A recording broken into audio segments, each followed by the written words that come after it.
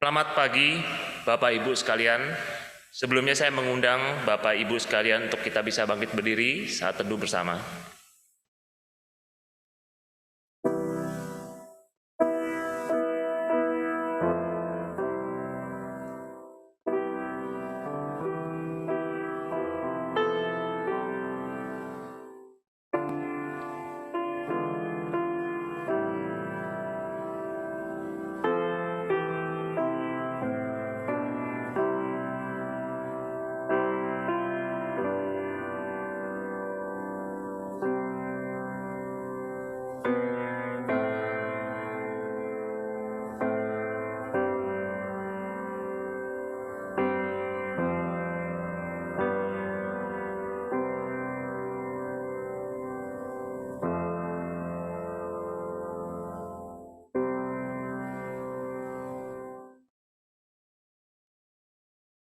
Sebab segala sesuatu adalah dari Dia, dan oleh Dia, dan kepada Dia. Bagi Dialah kemuliaan sampai selama-lamanya. Ibadah pagi ini terselenggara di dalam nama Allah Tritunggal, yaitu Allah Bapa, Allah Putra, yaitu Yesus Kristus, dan Allah Roh Kudus. Amin. Mari kita menaikkan pujian nomor 1, bait pertama sampai ketiga. Terpujilah Allah.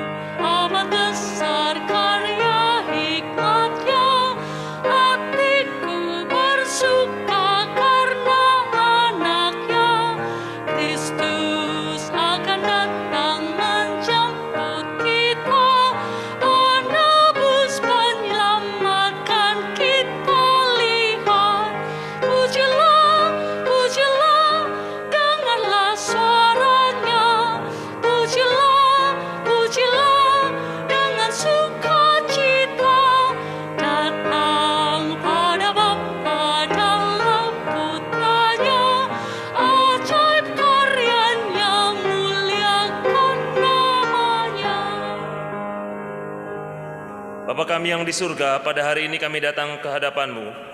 Ampuni setiap dosa-dosa kami. Sungguh kami hadir, kami sadar kami sebagai manusia berdosa yang sepantasnya menerima murka Allah. Tetapi karena anugerah dan pengampunan yang daripada Allah saja, melalui karya penebusan Kristus kami boleh dilayakkan dan dibenarkan. Kami juga panjatkan syukur kepada Tuhan kalau hari ini kami boleh berkumpul dan beribadah bersama. Kami mohon Roh Kudus pimpin ibadah hari ini dan juga ibadah yang diselenggarakan gereja-gereja dimanapun juga berada. Hanya di dalam nama Tuhan Yesus Kristus kami telah selesai berdoa. Amin. Jemaat dipersilakan duduk. Lagu Ku Tahu Siapa Yang Ku Percaya ditulis oleh Mayor Whittle. yang mana Mayor Whittle juga kehilangan tangan kanannya saat berperang, serta sempat dipenjarakan di sebuah kamp perang. Di dalam menunggu proses pemulihan lukanya di rumah sakit, Mayor Whittle sempat membaca kitab Perjanjian Baru. Walau ia setuju, tetapi ia belum siap untuk menerima Yesus. Suatu hari, petugas rumah sakit meminta Mayor Whittle mendoakan seorang tahanan muda yang sedang sekarat dan minta didoakan. Karena petugas RS tersebut mengira Whittle seorang Kristen karena sempat melihat Mayor Whittle membaca kitab suci. Akhirnya Mayor Whittle pun menyanggupinya dan berlutut memegang tangan dan menuntun pemuda tersebut untuk mengenal Tuhan Yesus. Setelah didoakan, pemuda tersebut meninggal dengan perubahan wajah yang penuh kedamaian. Sejak saat itu, Mayor Whittle menyadari Tuhan memakai pemuda tersebut untuk menuntunnya mengenal Kristus. Dan Mayor Whittle memutuskan untuk menjadi penginjil dan menulis beberapa lirik lagu. Mari kita naikkan pujian nomor 2, bait pertama sampai keempat. Ku tahu siapa yang ku percaya.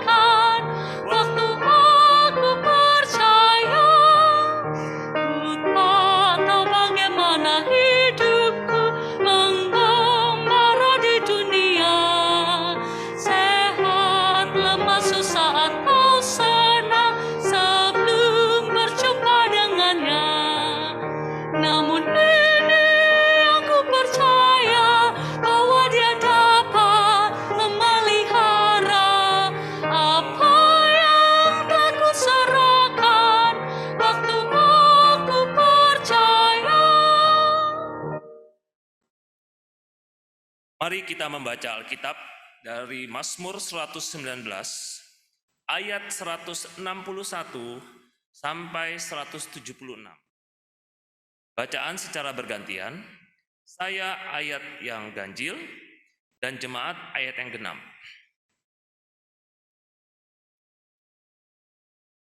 Mazmur 119 ayat 161 sampai 176. Pembesar-pembesar mengejar aku tanpa alasan, tetapi hanya terhadap firman-Mu hatiku gemetar. Aku gembira atas janji-Mu. Aku benci dan merasa jijik terhadap dusta, tetapi Taurat-Mu kucintai. 7 kali dalam sehari aku memuji-muji Engkau, karena hukum-hukum-Mu yang adil. Besarlah ketentraman pada orang-orang yang mencintai Taurat-Mu. Tidak ada batu sandungan bagi mereka. Dan keselamatan daripada-Mu, ya Tuhan, dan aku melakukan perintah-perintah-Mu. Aku berpegang pada peringatan-peringatan-Mu, dan aku amat mencintainya. Aku berpegang pada titah-Mu dan peringatan-peringatan-Mu, sebab seluruh hidupku terbuka di hadapan-Mu. Biarlah teriakku sampai ke hadapan-Mu, ya Tuhan. Berilah aku pengertian sesuai dengan firman-Mu. Biarlah permohonanku datang ke hadapan-Mu. Lepaskanlah aku sesuai dengan janji-Mu. Biarlah bibirku mengucapkan puji-pujian, sebab Engkau mengajarkan ketetapan-ketetapan-Mu kepadaku. Biarlah lidahku menyanyikan janji-Mu, sebab segala perintah-Mu benar. Biarlah tangan-Mu menjadi penolongku, sebab aku memilih titah-titah-Mu. Aku rindu kepada keselamatan daripada-Mu, ya Tuhan, dan Taurat-Mu menjadi kesukaanku. Biarlah jiwaku hidup supaya memuji-muji Engkau, dan biarlah hukum-hukum-Mu menolong aku. Aku sesat seperti domba yang hilang. Carilah hamba-Mu ini, sebab perintah-perintah-Mu tidak kulupakan. Tuhan, sekiranya Tuhan semakin membimbing kita untuk menyadari akan perintah-perintah-Nya. Mari kita meresponi pembacaan firman Tuhan dengan menyanyikan lagu pujian nomor 3, bait pertama dan kedua saja, di Bukit Golgota.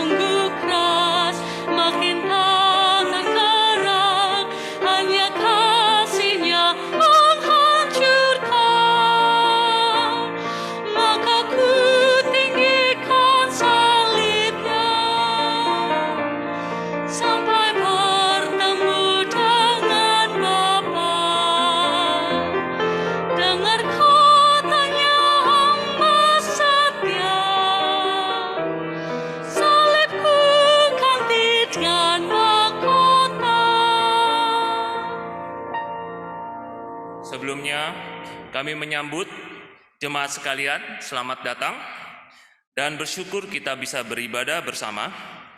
Apabila ada jemaat yang baru pertama kali hadir dan belum memiliki tempat ibadah yang tetap, kami sangat senang untuk kita bisa beribadah bersama-sama.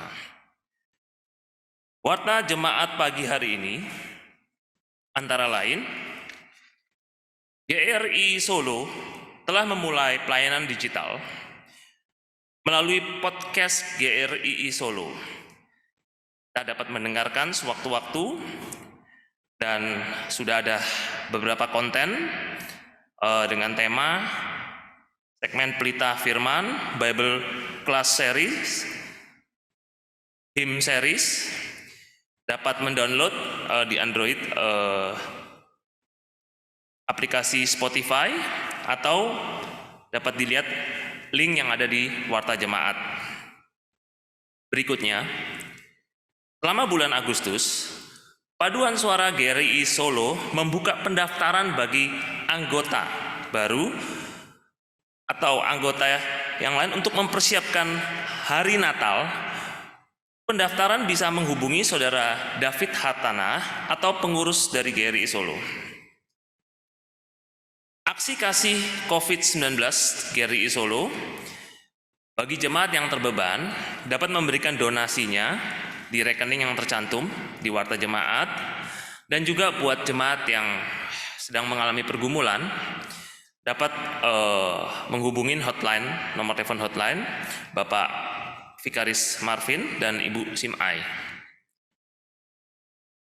Selanjutnya, ada pelayanan untuk pengisian oksigen gratis Khususnya untuk area Yogyakarta yang difasilitasi oleh GRI Yogyakarta, dilayani oleh GRI Yogyakarta, rentan waktu dari tanggal 2 Agustus sampai 2 September yang berlokasi di lapangan parkir Grand Pacific Jalan Magelang kilometer 4,5 Yogyakarta.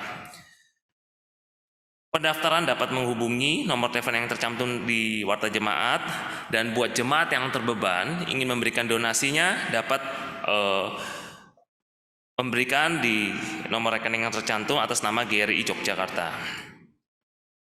Berikutnya, seminar pembinaan iman Kristen dengan tema Roh Kudus bagian ke-6 yang akan diadakan oleh GRI Pusat pada hari Sabtu tanggal 18 September. Informasi dapat dilihat pada nomor telepon yang ada di Warta Jemaat. Mari jemaat, kita boleh bangkit berdiri untuk berdoa bersyafaat bersama.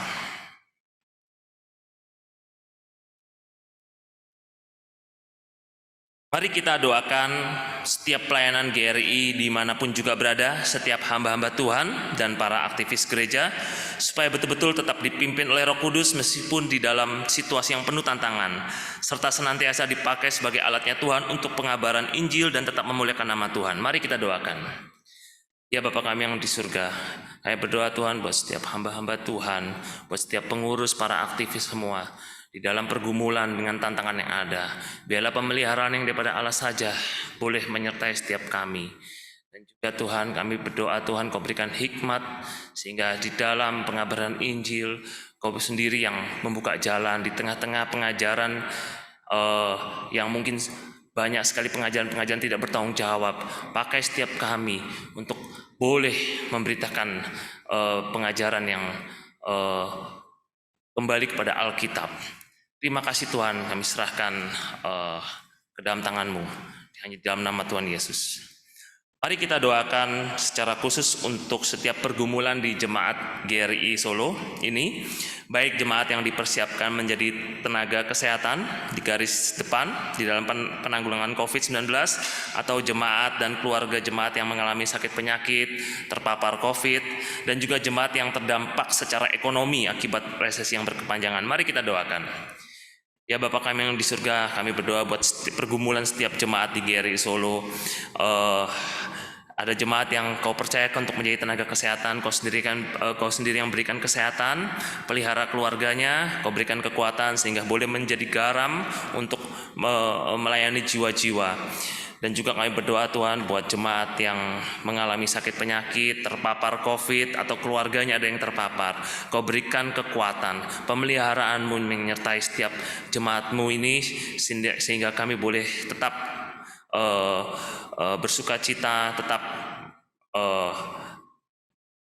merasakan pemeliharaan-Mu, mendapatkan kekuatan. Dan juga kami berdoa Tuhan buat jemaat yang terdampak secara ekonomi, Kau sendiri yang pelihara.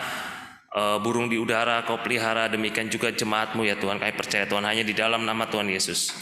Mari kita doakan untuk bangsa dan negara ya Indonesia ini, khususnya para pemimpin bangsa, agar diberikan hikmat dan bijaksana di dalam menghadapi situasi pandemi, yang mana jumlah kasus aktifnya masih cukup signifikan, serta memohon belas kasihan Tuhan di dalam pemulihan ekonomi serta stabilitas sosial politik bangsa ini. Mari kita doakan. Ya Bapa kami yang di surga, kami berdoa Tuhan buat para pemimpin bangsa ini. Kami tahu ada penurunan tren, tapi biarlah Tuhan Kau berikan hikmat dan juga kerendahan hati di segala lapisan masyarakat untuk tetap waspada menjaga protokol kesehatan, sehingga COVID ini boleh tertanggulangi. Dan juga kami berdoa buat kondisi ekonomi, sosial, politik, yang mana ada pihak-pihak yang tidak senang dengan kesatuan, dengan keutuhan negara Republik Indonesia ini. Kami mau Tuhan, jauhkanlah kami daripada perpecahan, jauhkanlah kami daripada niat-niat jahat. Biarlah bangsa ini boleh tetap utuh, dan Kau sendiri yang pelihara bangsa ini ya Tuhan, hanya di dalam nama Tuhan Yesus. Doa ini kami panjatkan di dalam nama Tuhan Yesus Kristus yang telah mengajarkan kami berdoa. Bapa kami yang di surga, dikuduskanlah namamu, datanglah kerajaanmu, jadilah kehendak-Mu, di bumi seperti di surga. Berikanlah kami pada hari ini makanan kami yang secukupnya, dan ampunilah kami akan kesalahan kami, seperti kami juga mengampuni orang yang bersalah kepada kami. Dan janganlah membawa kami ke dalam pencobaan, tetapi lepaskanlah kami daripada yang jahat, karena Engkaulah yang mempunyai kerajaan dan kuasa dan kemuliaan sampai selama-lamanya. Amin. Jemaat dipersilakan duduk.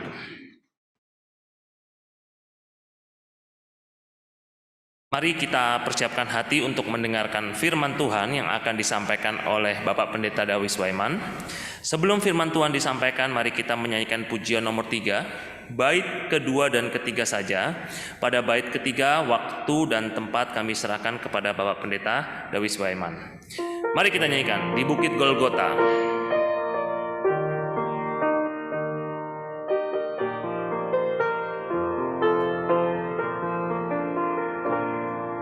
Meski manusia menghina salibnya, namun bagiku lambang mulia. Hatiku sungguh keras, makin tak tergerak, hanya kasih-Nya menghancurkan. Maka ku tinggikan salib-Nya sampai bertemu dengan Bapa. Dengar kata-Nya hamba setia, salibku ganti dengan mahkota. Salib di Golgota sudah tidak ada, namun jasanya tetap ada. Selamatkan manusia, hapuskan dosa, hatiku pun boleh sucilah. Maka ku tinggikan salib-Nya sampai bertemu dengan Bapa. Dengar kata-Nya hamba setia, salibku ganti dengan mahkota. Refnya satu kali lagi. Maka ku tinggikan salib-Nya sampai bertemu dengan Bapa. Dengar kata-Nya hamba setia, salibku ganti dengan mahkota. Selamat pagi Bapak Ibu Saudara yang kasih Tuhan. Kita bersyukur untuk hari ini kembali boleh berbakti kepada Tuhan.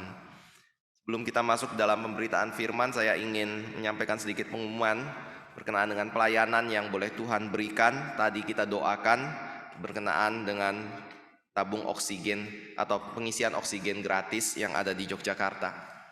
Bersyukur sekali Tuhan boleh memakai pelayanan ini untuk memberkati masyarakat yang ada di Yogyakarta dan juga ada di sekitarnya.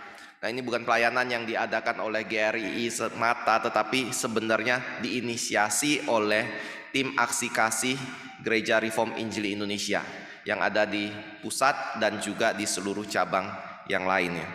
Dan bersyukur sekali waktu kita mengadakan oksigen gratis ini, momennya sangat bertepatan dengan kondisi yang ada di Yogyakarta, di mana masyarakat kesulitan sekali untuk mendapatkan oksigen dari supplier oksigen yang ada.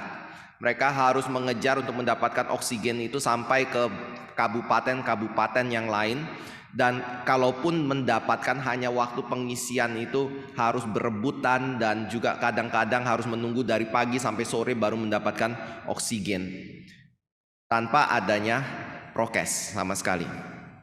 Dan waktu kita ada, mereka berkata, kami bersyukur sekali, kami merasa aman untuk bisa mengisi tempat ini karena prokesnya sangat ketat sekali. Ketika tabung tiba, disemprot dengan antiseptik, lalu kemudian diisi dan ketika dikembalikan harus disemprot lagi dengan antiseptik. Lalu kita mencegah terjadinya kerumunan yang ada di tempat pengisian oksigen.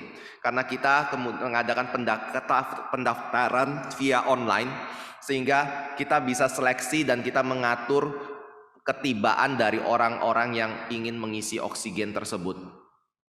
Dan ada orang-orang bahkan dari luar kota pun datang untuk mengisi oksigen. Kemarin ada yang dari Kebumen menempuh kira-kira 2 jaman. Kebumen Jogja 2 jam ya.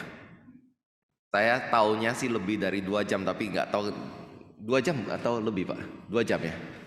2 jam untuk tiba di Yogyakarta, bawa 1 tabung yang 6 kubik, hanya 1 tabung, menempuh waktu 2 jam, PP 4 jam. Kami ngomong, Pak atau Ibu, silakan bawa tabung lebih banyak, jangan hanya 1. Waktu itu mereka berpikir kita tolak kalau isi cuma 1, harus lebih dari 1. Maksudnya bukan untuk menolak, tetapi sayang kan menempuh jarak 4 jam hanya untuk mengisi 1 tabung yang 6 kubik. Tetapi mereka bilang, kami cuma ada 1, itu pun kami nggak bisa isi di Kebumen, tolonglah supaya kami bisa dapatkan tabung. Nggak masalah kami harus menempuh waktu sampai 4 jam, dan ketika mereka itu perjalanan tok loh, ngisinya pun harus tunggu 3 jam. Jadi kemarin mereka tiba di Jogja jam 2, mengambil tabungnya jam 8 malam, baru kembali lagi ke Kebumen. Ada yang dari Temanggung, ada yang dari Magelang, ada yang dari Klaten untuk mengisi oksigen itu. Jadi ini menjadi satu hal yang saya lihat menjadi berkat. Mereka yang betul-betul dalam kondisi yang membutuhkan oksigen, gak harus COVID semata, tetapi penyakit paru-paru atau jantung yang membutuhkan oksigen akhirnya datang ke kita untuk mengisi oksigen di tempat kita. Dan bersyukur juga pelayanan itu mulai dari hari pertama kira-kira 30-an kubik yang kita isi, sampai hari kemarin Sabtu malam kita mengisi 79,5 kubik. Kalau itu diibaratkan 1 kubik itu 1 tabung yang kecil. Jadi kalau 79,5 itu berarti kita mengisi 79,5 tabung oksigen di dalam 1 hari. Saya ngambil pukul rata, tidak menghitung yang besar yang 6 kubik itu, tapi yang 6 kubik itu saya bagi menjadi 1 kubik 6 buah ya. Jadi ini menjadi satu pelayanan yang saya lihat menjadi berkat di kota Jogja. Dan kalau ditanya kenapa kita mau melayani ini, terus terang saya sedih sekali ketika melihat kondisi yang ada di kota Jogja berkenaan dengan COVID dan ketersediaan dari oksigen. Masyarakat kurang mendapatkan pengertian berkenaan dengan penyakit COVID. Kemudian mereka juga tidak tahu bagaimana caranya untuk bisa menjaga isoman dan juga menjaga atau memelihara kesehatan dari saudara ketika terkena COVID. Bahkan ada yang sampai begini ya, waktu telepon ke kita kan tanya dulu sakitnya apa, saturasinya berapa. Ada yang saturasinya sudah 70-an, masih santai-santai. Nggak tahu bahaya harus bawa ke rumah sakit untuk mendapatkan oksigen ataupun bahkan mungkin ventilator seperti itu.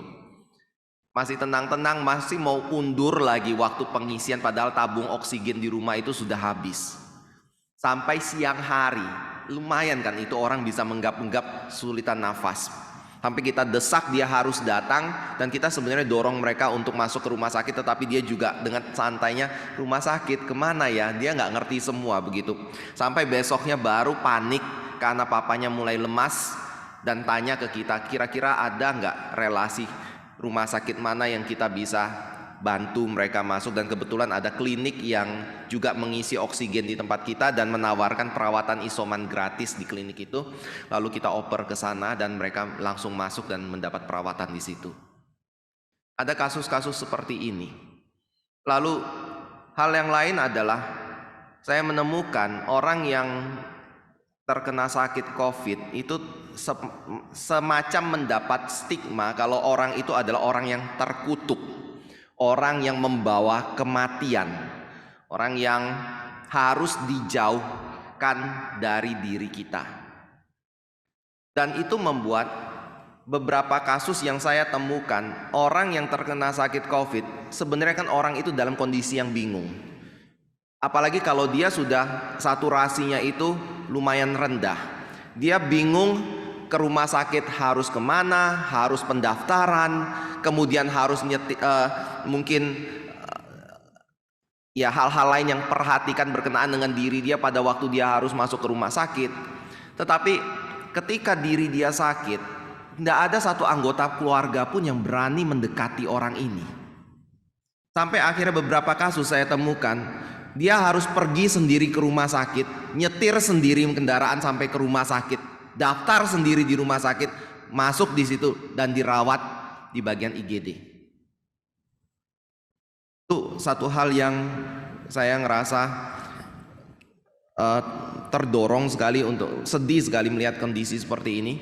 Termasuk ada jemaat yang kalau terkena, mereka sendiri cari rumah sakit ini dan itu nggak ada yang mau menampung. Akhirnya ketika berbicara, kebetulan kita bersyukur ada relasi seperti itu, akhirnya kita bisa masukkan mereka ke rumah sakit dan itu pun mereka baru bisa dirawat. Tetapi sebelum masuk mereka pun tidak tahu pendaftarannya di mana. Kadang-kadang seperti itu.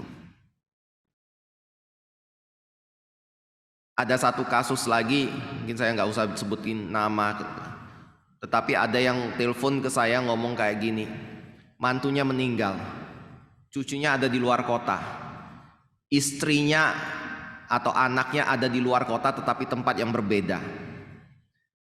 Minta tolong, ada nggak relasi di kota itu untuk bisa menjaga cucunya, karena neneknya pun terkena COVID dan harus dirawat, kondisi lemah, dan cucunya pun kabarnya positif. Saya bilang di situ nggak ada keluarga. Ada sih, tapi keluarga nggak sanggup untuk merawatnya. Lalu bisa nggak ada orang gereja yang tolong merawat? Lah mamanya di mana? Mamanya di kota lain. Suruh pulang dong. Saya nggak rela anak saya pulang ke sana untuk merawat cucunya sendiri karena COVID masih tinggi. Lalu minta orang gereja untuk merawatnya. Kalau tidak, membuka jalan untuk ada bagian shelter yang bisa menampung anak itu usia 7 tahun loh. Gimana?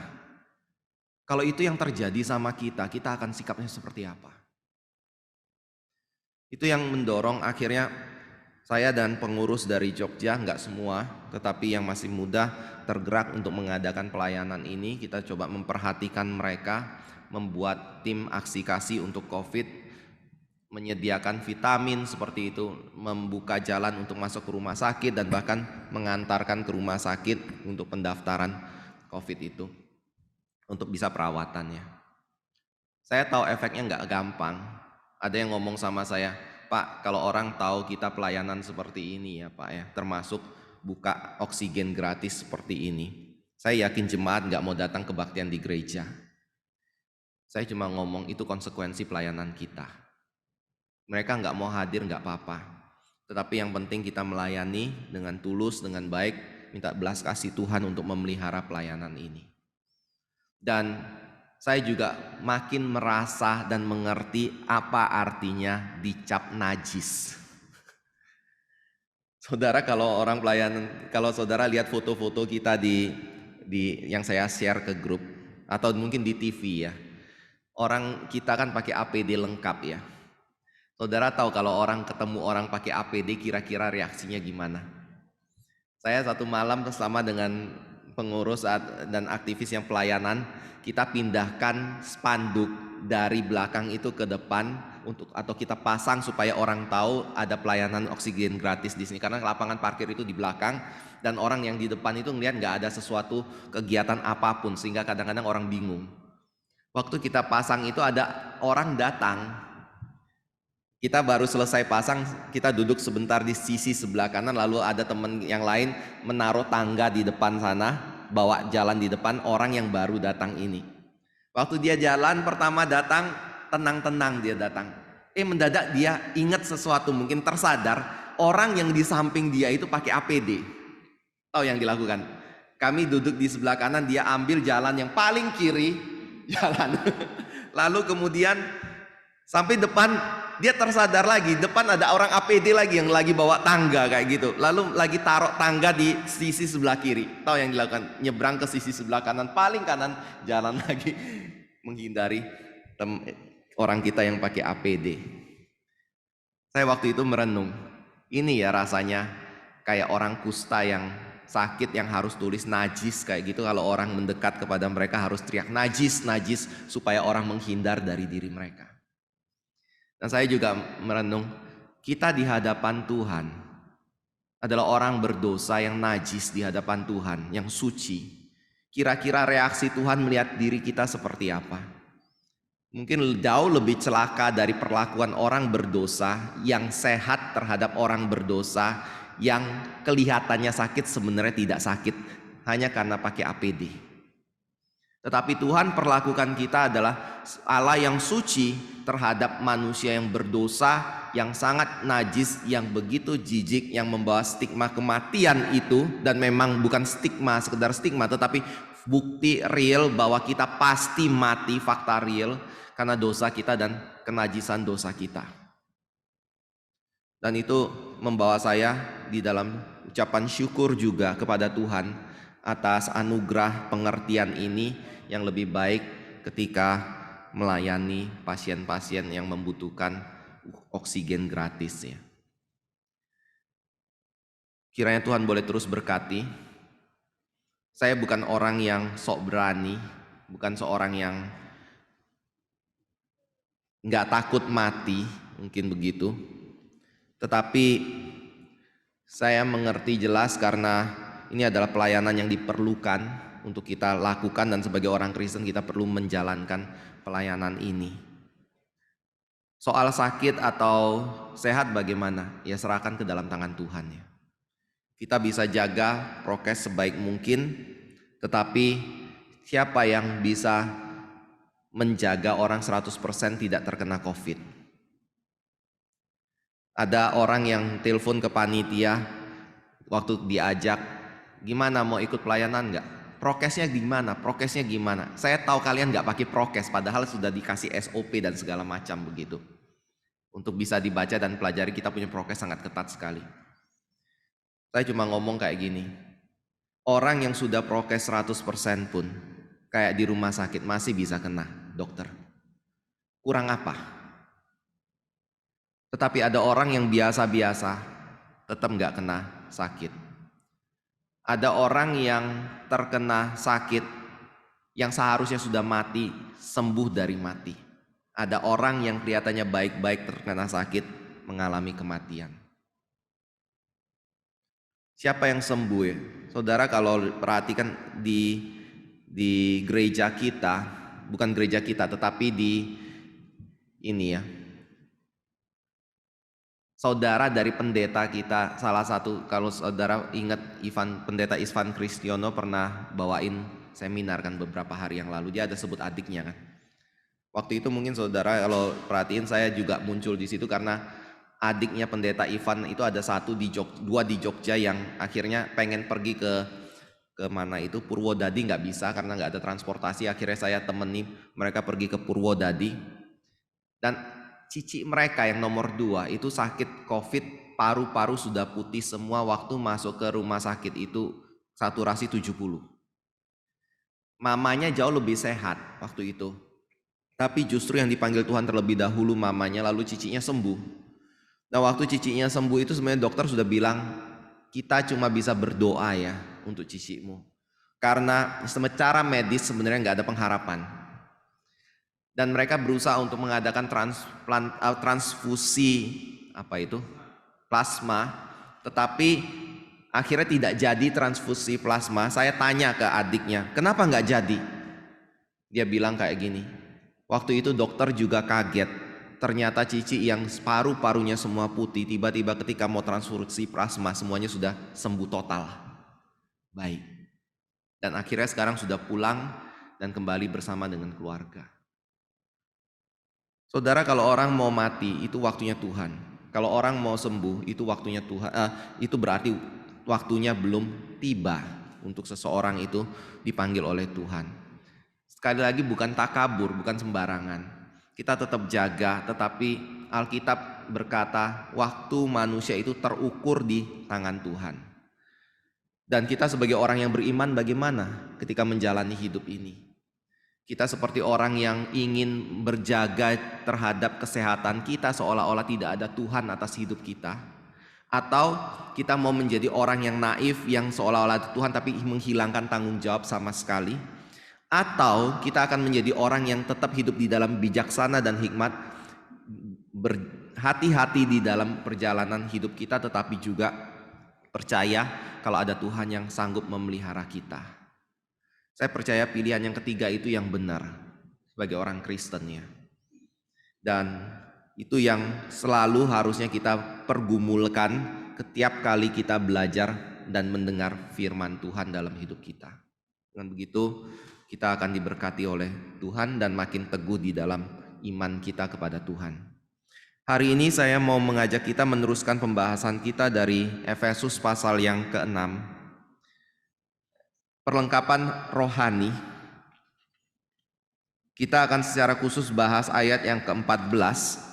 Tetapi kita akan baca dari ayat yang ke-10 untuk mengingatkan kita akan apa yang sebelumnya kita telah bahas dan bersambung ke ayat yang ke-14. Efesus pasal 6 ayat yang ke-10. Akhirnya hendaklah kamu kuat di dalam Tuhan, di dalam kekuatan kuasa-Nya. Kenakanlah seluruh perlengkapan senjata Allah, supaya kamu dapat bertahan melawan tipu muslihat iblis. Karena perjuangan kita bukanlah melawan darah dan daging, tetapi melawan pemerintah-pemerintah, melawan penguasa-penguasa, melawan penghulu-penghulu dunia yang gelap ini, melawan roh-roh jahat di udara. Sebab itu ambillah seluruh perlengkapan senjata Allah, supaya kamu dapat mengadakan perlawanan pada hari yang jahat itu dan tetap berdiri sesudah kamu menyelesaikan segala sesuatu. Jadi berdirilah tegap, berikat pinggangkan kebenaran, dan berbaju jirahkan keadilan. Mari kita berdoa. Kami kembali mohon kiranya Engkau boleh berkati kami pada pagi hari ini. Firman yang boleh kami baca kiranya Engkau juga boleh terangkan di dalam pikiran dan hati kami ya Bapa. Dan Roh Kudus-Mu boleh memimpin hamba-Mu di dalam menjelaskan atau menjabarkan kebenaran firman yang kami telah baca pada pagi hari ini. Kami juga mohon kiranya Engkau boleh berkati setiap anak-anak-Mu yang hadir di tempat ini ataupun yang ada di tempat masing-masing di rumah mereka. Kiranya Engkau juga boleh nyatakan kasih-Mu kepada mereka, nyatakan kekudusan-Mu bagi mereka, nyatakan kebenaran-Mu juga bagi mereka. Sehingga mereka boleh hidup di dalam kegentaran dan takut dan iman kepada Tuhan, tetapi juga saat beribadah mereka boleh tetap menjaga kesucian dan kudusan serta hormat mereka di hadapan Tuhan.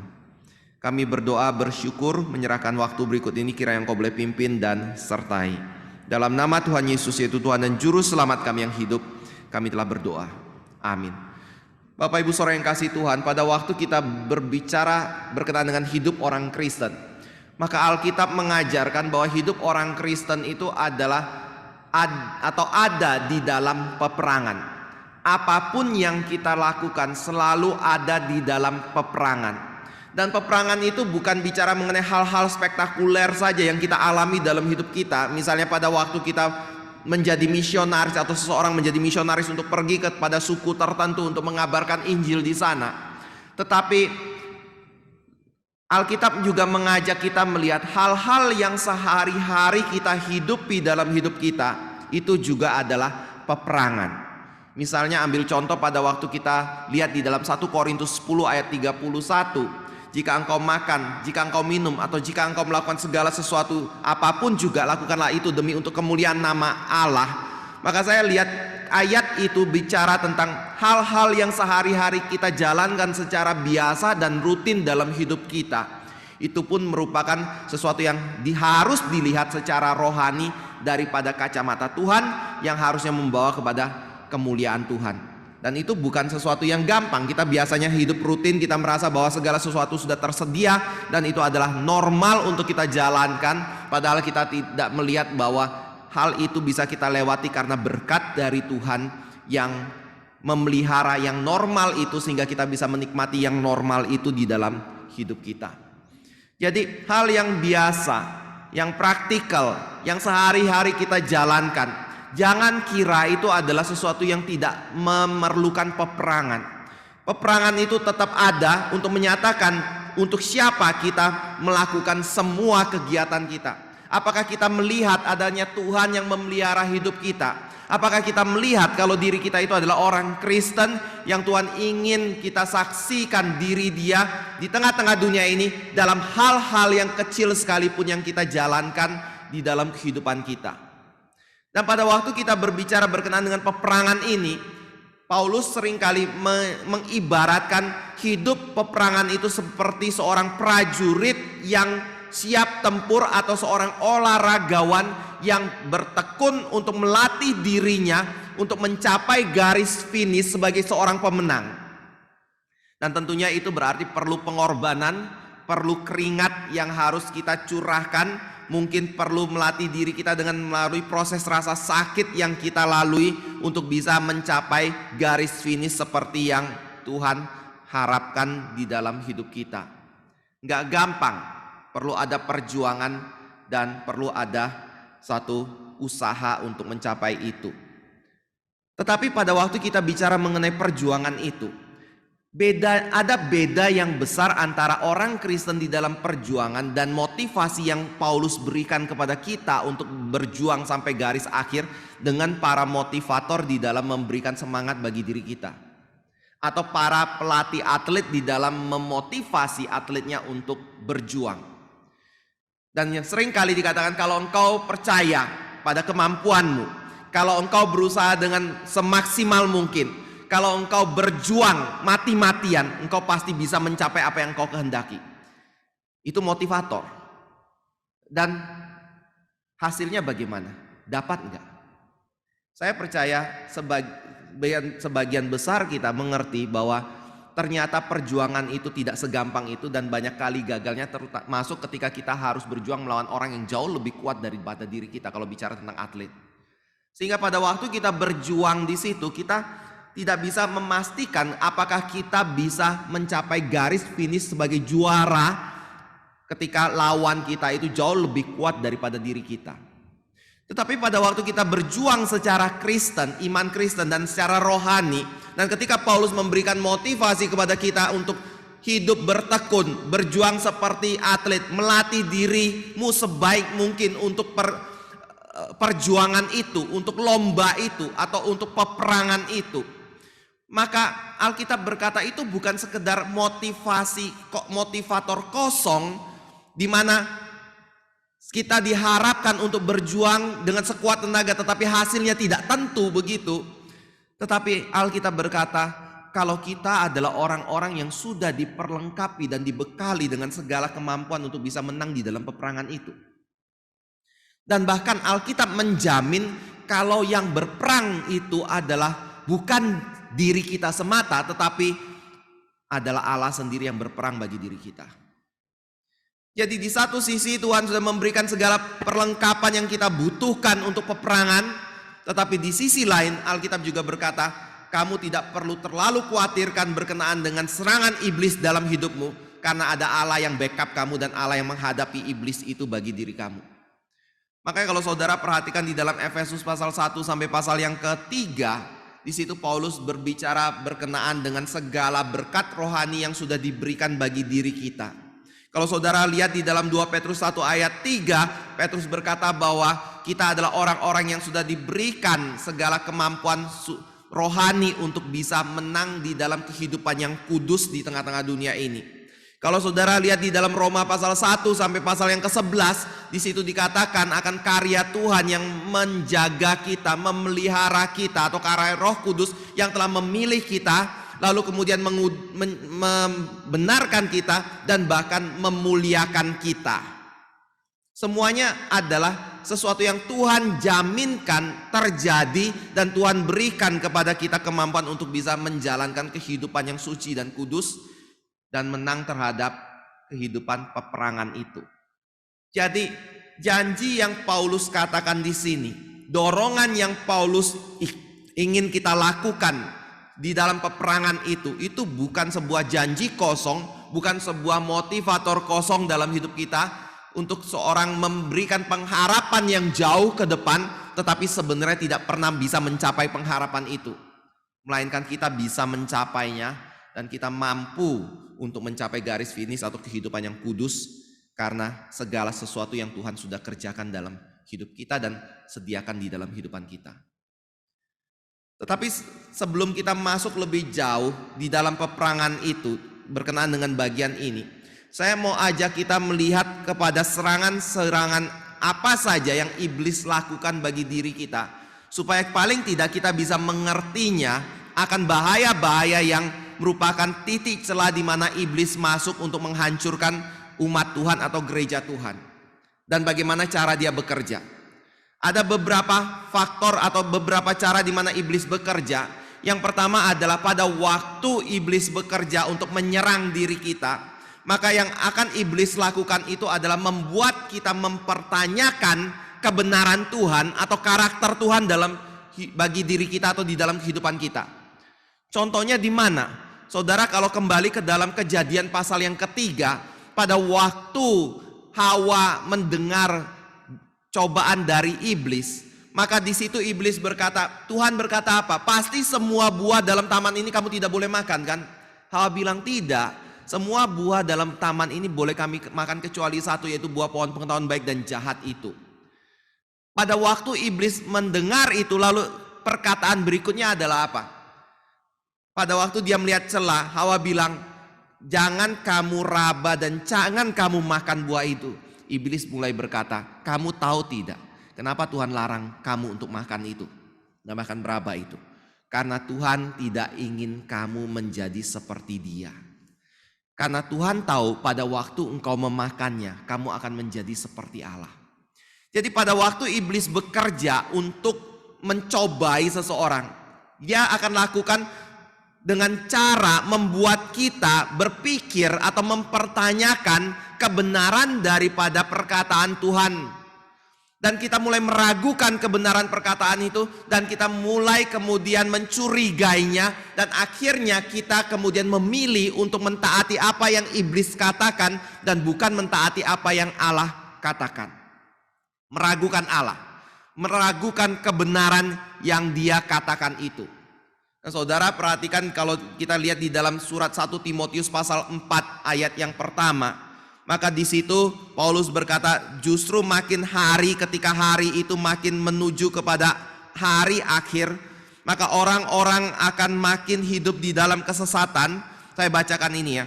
Tetapi Roh dengan tegas mengatakan bahwa di waktu-waktu kemudian ada orang yang akan murtad lalu mengikuti roh-roh penyesat dan ajaran-ajaran setan oleh tipu daya pendusta-pendusta yang hati nuraninya memakai cap mereka. Jadi pada waktu kita berjalan di dalam iman kita atau di dalam perjalanan tengah-tengah dunia ini, ada iblis yang berusaha untuk membuat kita itu menyimpang daripada kebenaran Tuhan dengan mempertanyakan kebenaran Tuhan itu dalam hidup kita. Makanya aneh sekali di zaman sekarang ini, misalnya kadang-kadang orang-orang Kristen bisa mengklaim aborsi itu tidak masalah. Orang-orang Kristen bisa mengklaim kalau LGBT itu tidak masalah, itu bukan sesuatu dosa misalnya. Tetapi ketika berbicara berkenaan dengan firman Tuhan, keabsolutan dari kebenaran firman Tuhan, mereka berkata gak ada yang absolut, gak ada firman Tuhan yang mutlak. Kita tidak boleh mengklaim apa yang kita pegang itu sebagai suatu kebenaran yang mutlak dan orang lain salah. Saya percaya itu adalah cara kerja dari iblis yang berusaha untuk mempertanyakan kebenaran firman Tuhan ini. Mempertanyakan karakter Tuhan yang benar yang dinyatakan melalui firman yang dia katakan. Dan pada waktu orang mulai mempertanyakan itu, iblis dengan tipu muslihatnya akan berkata, dengar aku, karena aku yang benar. Allah itu adalah yang pendusta, padahal Allah itu yang benar, iblis itu yang adalah pendusta. Jadi cara kerja pertama dari iblis adalah mempertanyakan karakter Allah yang benar dan menjadikan Allah pendusta, padahal iblislah yang adalah pendusta itu. Yang kedua adalah iblis akan membawa kita untuk masuk ke dalam suatu kehidupan doktrin yang relatif. Tadi saya ada singgung sedikit, kalau kita mempertanyakan karakter Allah yang benar, tentunya kita akan mempertanyakan apakah firman Tuhan itu ada kebenaran, bisa seperti itu.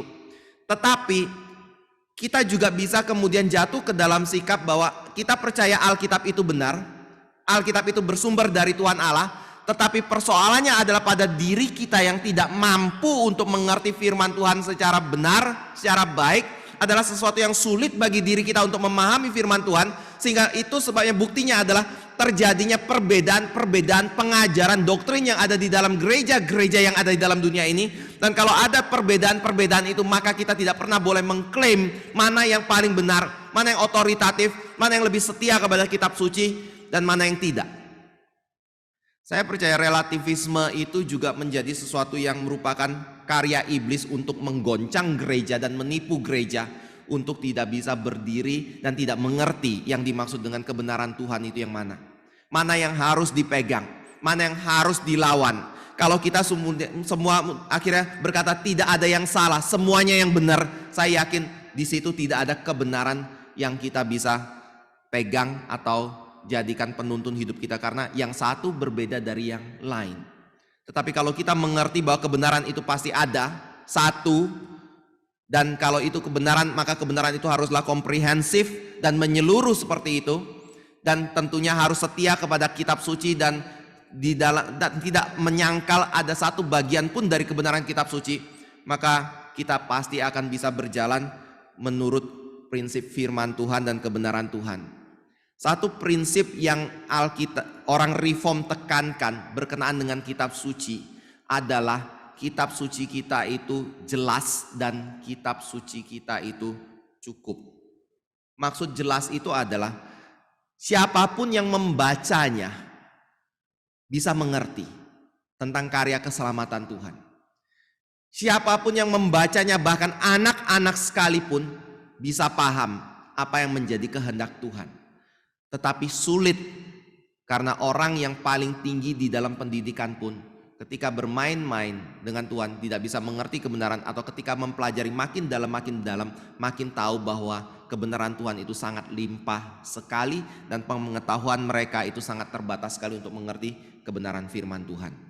Jadi ada prinsip jelasnya di situ, dan seringkali orang reform menggunakan contoh bahwa dari Efesus pasal yang ke-6, saudara bisa lihat di situ ada firman yang ditujukan kepada anak-anak. Hai anak-anak, taatilah dan hormatilah orang tuamu. Itu berarti firman Tuhan berbicara kepada anak kecil sekalipun, yang bagi kita mungkin adalah orang-orang yang belum bisa dipercaya dan sepenuhnya dan mengerti kebenaran firman Tuhan sepenuhnya. Tetapi mereka bisa membaca Alkitab dan mereka bisa mengerti firman Tuhan menurut Paulus dan menurut kitab suci ya. Dan cukup berarti tidak perlu ada tambahan lain untuk membantu kita mengerti kebenaran kitab suci. Kitab suci bisa menolong kita untuk mengerti kebenaran itu sendiri, dan ada Roh Kudus yang akan menolong kita, membantu kita untuk memahami apa yang Tuhan katakan sebagai kebenaran rohani yang tidak mungkin dimengerti oleh orang-orang dunia. Jadi cara pertama meragukan karakter Allah, kebenaran Allah. Cara kedua membuat terjadinya relativisme di dalam pengajaran yang ada di dalam gereja, sehingga orang-orang Kristen sendiri bingung mana yang benar, mana yang salah, mana yang merupakan pengajaran firman, dan mereka tidak berani mengklaim atau menyatakan apa yang saya percaya itu adalah satu kebenaran seperti yang kitab suci nyatakan. Nah, itu adalah hal yang fatal sekali kalau kita jatuh di dalam pengertian atau prinsip ini dalam hidup kita. Yang ketiga adalah iblis bekerja dengan cara membuat pelayanan yang ada di dalam gereja menjadi sebuah pelayanan yang sulit untuk dilakukan. Misalnya saudara boleh lihat di dalam Kisah Rasul pasal 20 ayat yang 19 sampai ayat yang ke-20 ya.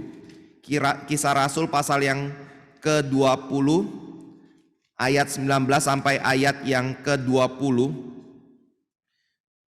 Di sini Paulus berkata, dengan segala rendah hati aku melayani Tuhan Dalam pelayanan itu aku banyak mencucurkan air mata dan banyak mengalami pencobaan dari pihak orang-orang Yahudi yang mau membunuh aku.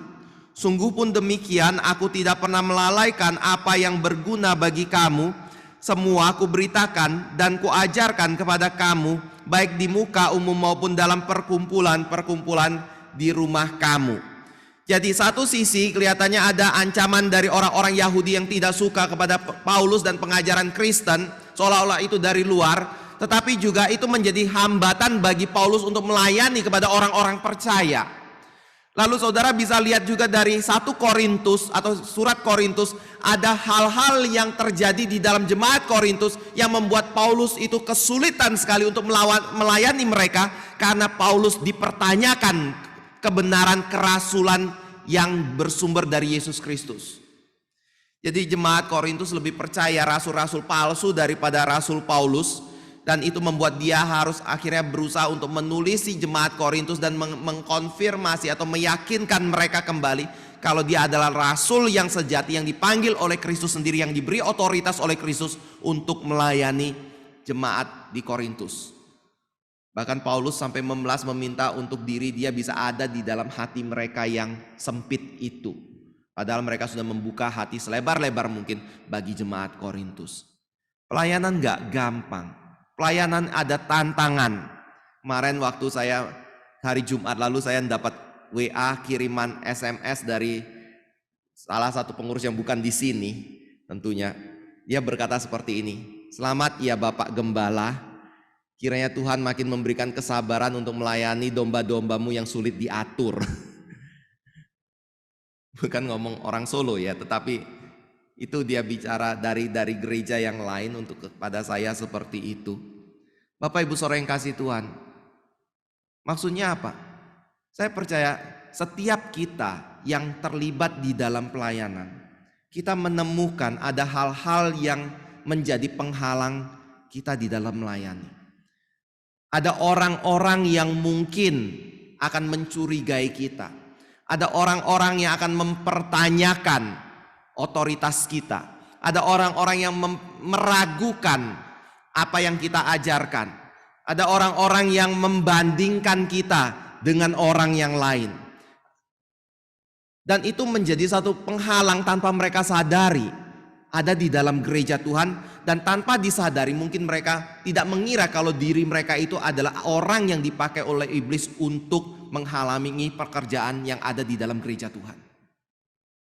Jadi cara iblis bekerja adalah membuat pelayanan internal gereja menjadi sulit. Bahkan rasul sendiri yang dipanggil secara langsung oleh Kristus untuk melayani dia harus bercucur air mata untuk melayani orang-orang yang ada di dalam gereja karena mempertanyakan otoritas dari kerasulan Paulus dan rasul-rasul yang lain di dalam melayani.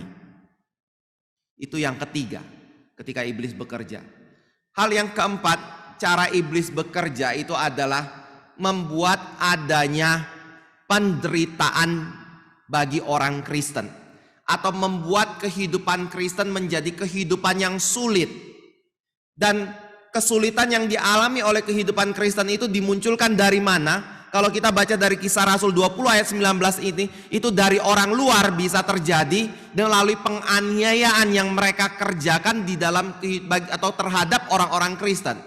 Makanya kalau saudara baca di dalam Kisah para Rasul, di situ lihat bahwa Petrus dan Yohanes ketika melayani, kelompok Sanhedrin mulai menangkap mereka, mencambuk mereka. Dan cambukan yang diberikan kepada mereka, kalau saudara perhatikan di dalam bahasa aslinya itu bukan cambukan biasa dengan sebuah utas tali atau seutas kulit seperti itu yang ketika cambuk paling melukai bagian luar dari kulit kita.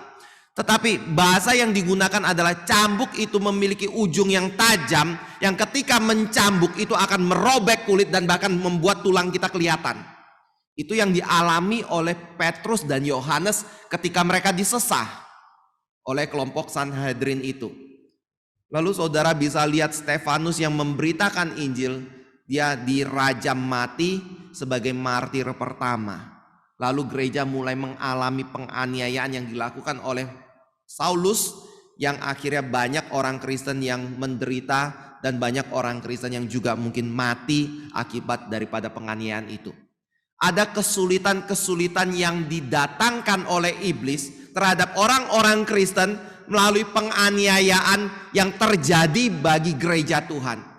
Tetapi saudara, di sisi lain ada tentunya yang namanya penganiayaan itu ada derajatnya ya. Kemarin beberapa waktu yang lalu saya ada WA-an dengan orang dan dia berkata seperti ini, bisa nggak Pak Dawis cara menghadapi orang seperti ini bagaimana? Orangnya itu begitu memandang negatif tentang kekristenan dan ketika berbicara berkenaan dengan Injil kepada orang itu, saya belum masuk waktu itu ya. Tapi waktu si orang ini masuk dan berbicara, yang dia lakukan langsung mengutarakan suatu ultimatum kepada orang Kristen, suatu judgment kepada orang Kristen. Kalau orang Kristen itu adalah orang yang suka memaksakan agamanya kepada orang lain. Orang Kristen itu adalah orang yang merasa diri paling benar, dan itu membuat saya benci dengan agama Kristen, dia bilang. Karena agama itu hanya memecah saja. Ada desakan seperti itu loh yang terjadi. Tetapi juga ada yang lebih mild, yang lebih ringan ketika iblis bekerja, yaitu adalah melalui satu tekanan pertemanan. Bapak Ibu saudara yang kasih Tuhan, kalau kita lihat di dalam Korintus ada kalimat, pergaulan yang buruk itu merusak yang baik. Jadi memang di dalam konteksnya ayat itu berbicara tentang pengajaran. Kalau kamu bergaul dengan orang-orang yang memiliki pengajaran yang jelek, yang rusak, maka pengajaran yang tidak setia pada kitab suci itu akan merusak imanmu, merusak pengertianmu terhadap kebenaran. Tetapi di sisi lain kita bisa tarik secara ke dalam aplikasi yang lebih luas. Pergaulan yang buruk itu bisa berarti berteman dengan orang-orang yang berdosa, berteman dengan orang-orang yang tidak suci hidupnya, berteman dengan orang-orang yang mengatakan hal-hal rohani itu adalah hal-hal yang tidak perlu dikejar dan dituntut, dan mereka suka menghina dan mengejek, meremehkan orang-orang yang hidup di dalam kerohanian yang baik. Dan pada waktu kita bergaul dengan orang-orang seperti ini, umumnya adalah kita akan terseret oleh mereka dan kita tidak berani untuk menyatakan iman kita dan kebenaran kitab suci. Karena pilihannya adalah biasanya kebenaran Tuhan atau relasi pertemanan yang putus. Nah, kalau kita sudah dipertemukan di dalam konteks seperti ini, banyak kan orang Kristen seringkali lebih memilih pertemanan daripada ketaatan kepada Tuhan. Siapa yang menjadi teman kita itu penting. Apakah orang-orang yang saleh sama-sama mengejar kekudusan, atau orang-orang yang hidup di dalam dosa walaupun mengklaim diri mereka adalah orang Kristen? Bapak Ibu saudara yang kasih Tuhan, Paulus pernah berkata di dalam suratnya seperti ini, jauhilah orang-orang yang tidak mau tunduk di bawah kebenaran Tuhan. Kita harus menjalankan disiplin terhadap mereka. Bukan tujuannya untuk kita merasa diri kita lebih rohani, lebih baik dari mereka, tetapi supaya mereka sadar akan dosa mereka dan kembali kepada suatu kehidupan yang kudus dan yang berkenan kepada Tuhan, dan hidup di dalam satu kasih kepada Tuhan. Hal yang lebih mild lagi ketika iblis bekerja adalah membiarkan orang Kristen tanpa mengalami penganiayaan. Membiarkan orang Kristen hidup dengan satu keadaan di mana Kristen itu berkembang dengan begitu pesat sekali, dan bahkan mentransformasi seluruh dari orang-orang yang ada di wilayah itu menjadi orang Kristen. Kalau saudara bisa perhatikan, kita bisa lihat ke kantong-kantong Kristen yang ada di Indonesia, mungkin nggak perlu harus sampai ke luar negeri. Lalu di situ kita bisa melihat bahwa kehidupan kekristenan itu tidak ada tantangan sama sekali, tidak ada tekanan sama sekali, tidak ada bahaya yang mengancam diri mereka. Justru yang terjadi adalah mereka menjadi ancaman bagi orang-orang yang baru yang akan masuk, yang memiliki iman yang berbeda dengan diri mereka. Tetapi sendiri ketika kita lihat kualitas hidup Kristen mereka, rohani mereka, kualitas mereka begitu buruk sekali dan begitu parah sekali. Bapak Ibu saudara yang kasih Tuhan, Saya pernah datang ke dalam gereja itu, kalau kita datang duduk di situ ada meja, ada taplak misalnya hijau. Tahu tidak? Meja itu taplaknya bolong-bolong oleh rokok. Saya bukan ngomong oh rokok itu dosa atau boleh atau apa ya, atau orang Kristen itu tidak boleh merokok. Saya sendiri tidak setuju orang Kristen itu merokok. Tapi yang saya mau katakan, di dalam gereja, di ruang ibadah orang bisa lakukan itu. Di mana hormatnya kepada Tuhan? Ketika orang khotbah, rata-rata laki-laki pergi keluar daripada ruang kebaktian, dan pada waktu selesai khotbah baru masuk dan duduk kembali. Di mana hormatnya kepada Tuhan? Di dalam konteks hidup orang-orang mayoritas Kristen, justru di situ mungkin iblis sedang bekerja dan iblis sedang menghancurkan gereja. Saya pernah dengar ada satu orang berkata seperti ini, kalau mau kekristenan di Indonesia itu hancur, gak usah susah-susah suruh tindas mereka, tekan mereka, halangi mereka untuk bangun rumah ibadah. Biarkan saja mereka lakukan yang mereka inginkan. Biarkan, beri kebebasan kepada mereka. Nanti Kristen hancur sendiri. Bapak Ibu Saudara yang kasih Tuhan, iblis itu begitu pandai. Iblis itu begitu licik sekali. Iblis itu begitu mengerti apa yang menjadi kelemahan dari gereja. Dia bisa menggunakan berbagai cara untuk menghancurkan gereja, menghancurkan pelayanan Tuhan, menghancurkan kehidupan orang-orang Kristen yang ada di dalam dunia ini. Tadi saya bicara berkenaan dengan 4 cara iblis bekerja. Ada cara yang lain, yaitu dengan cara menimbulkan perpecahan di dalam gereja. Saudara bisa lihat itu di dalam surat-surat Korintus. Di situ jelas sekali dikatakan bahwa ketika orang-orang Kristen ribut satu dengan yang lain, berkelompok satu dengan yang lain, menimbulkan perpecahan satu dengan yang lain, itu bukan bersumber dari Tuhan, bukan mencirikan orang yang dewasa secara rohani, tetapi justru mencirikan seorang yang masih kanak-kanak imannya. Dan di dalam surat Efesus kita bisa melihat aplikasi dari orang yang dewasa di dalam rohani dan dipimpin oleh Roh Kudus di dalam hidupnya adalah orang yang memelihara kesatuan kebenaran yang ada di dalam Kristus, kesatuan roh dan kesatuan kasih yang ada di dalam Kristus. Jadi cara kerja Tuhan adalah mempersatukan di dalam kebenaran dan kasih.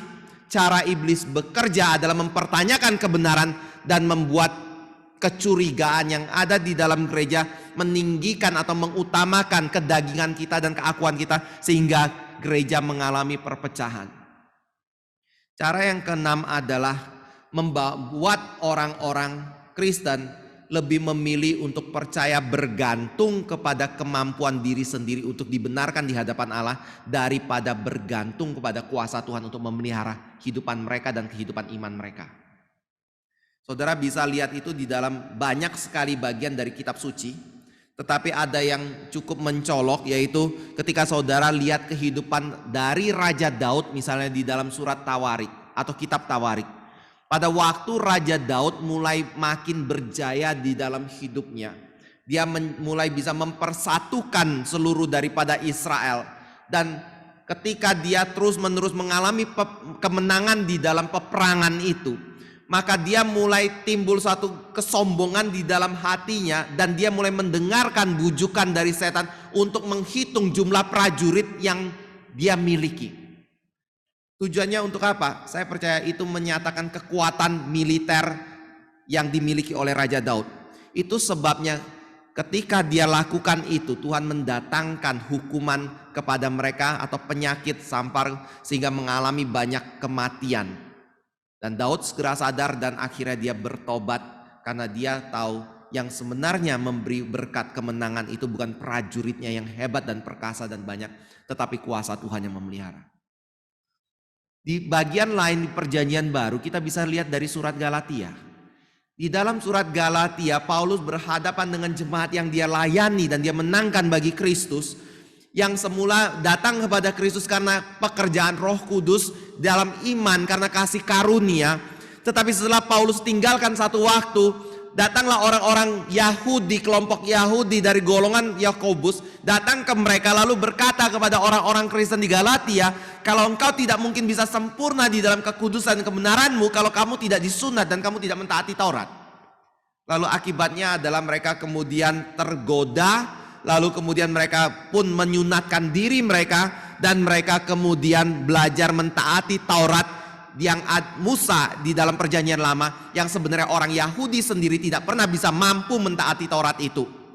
Tetapi mereka berpikir bahwa dengan begitu mereka bisa menyempurnakan iman mereka, menyempurnakan kebenaran mereka dengan kekuatan, ketaatan yang mereka lakukan di dalam kehidupan mereka, atau kesalehan yang mereka lakukan dalam kehidupan mereka, seolah-olah Injil itu tidak sempurna. Lalu Paulus datang dan Paulus menulis surat kepada mereka dan berkata, kalau engkau mentaati Injil yang lain itu, terkutuklah engkau. Biarlah engkau terlempar ke dalam neraka api yang membakar engkau habis di dalam murka Tuhan itu. Saudara, di dalam perjalanan kita, sadar tidak sadar, kita lebih suka dan lebih bergantung kepada potensi kekuatan kita. Mungkin ini bukan untuk menyederhanakan ya, tetapi misalnya andai kata kita ditanya, umumnya orang Kristen itu ketika ditanya, hari ini kalau Tuhan panggil kamu, kamu yakin gak diterima oleh Tuhan di sorga? Umumnya orang Kristen mayoritas akan berkata tidak. Lalu ketika ditanya lagi, kenapa tidak? Karena saya masih berdosa, saya belum siap untuk menghadap Tuhan. Jadi dasar kelayakan kita diterima Tuhan adalah perbuatan. Itu saya bukan mensimplify ya, ada banyak faktor tentunya ya. Tetapi umumnya orang akan berbicara seperti itu. Contoh lainnya adalah kalau kita tarik ke dalam pandemi lagi. Di mana letak Tuhan dalam hidup kita? Pada waktu kita berkata dia sanggup memelihara, hidup mati ada di dalam tangan Tuhan, sakit dan sehat ada di dalam tangan Tuhan. Betul nggak itu kita nyatakan dalam hidup kita bahwa hidup mati ada di dalam tangan Tuhan, sehat sakit itu ada di dalam tangan Tuhan? Atau kita hanya mengeluarkan slogan seperti itu, statement pengakuan iman, tetapi hidup kita menyatakan Tuhan tidak berkuasa untuk menjaga dan melindungi diri kita? Saudara, hal-hal seperti ini menjadi satu hal yang saya percaya sekali itu adalah pekerjaan dari iblis. Iblis yang membuat kita itu meragukan Tuhan, lebih percaya kepada kemampuan diri kita sendiri untuk menjaga dan melindungi diri kita. Dan bahkan ketika kita berbicara mengenai ini, Tuhan pun tidak memiliki bagian dan kuasa untuk menjaga hidup kita. Dan dia tidak perlu untuk ikut campur, karena saya tahu yang paling baik bagi kehidupan saya. Tentunya saudara bisa tarik ke dalam hal-hal lain ketika kita misalnya Tuhan memanggil salah satu keluarga kita. Ada orang yang bicara kepada saya, Pak Dawis tahu tidak, suami saya sudah meninggal. Aduh maaf ya Bu, saya nggak dengar sama sekali. Kapan Bu? 3 bulan yang lalu. Tapi sampai hari ini saya tidak bisa menerima kenyataan ini. Saudara, kita kalau ditanya, Tuhan itu baik gak? Baik. Semua rancangan Tuhan baik tidak? Baik. Ada gak sesuatu yang terjadi dalam hidupan kita yang bukan di dalam rancangan Tuhan yang baik? Tidak ada. Tapi kalau itu menjadi satu statement yang benar, bagaimana kita meresponi? Kalau Tuhan merasa bahwa yang baik bagi kita itu misalnya salah satu keluarga kita diambil oleh Tuhan. Kita lebih pikir bahwa kebahagiaan itu kita bisa usahakan sendiri.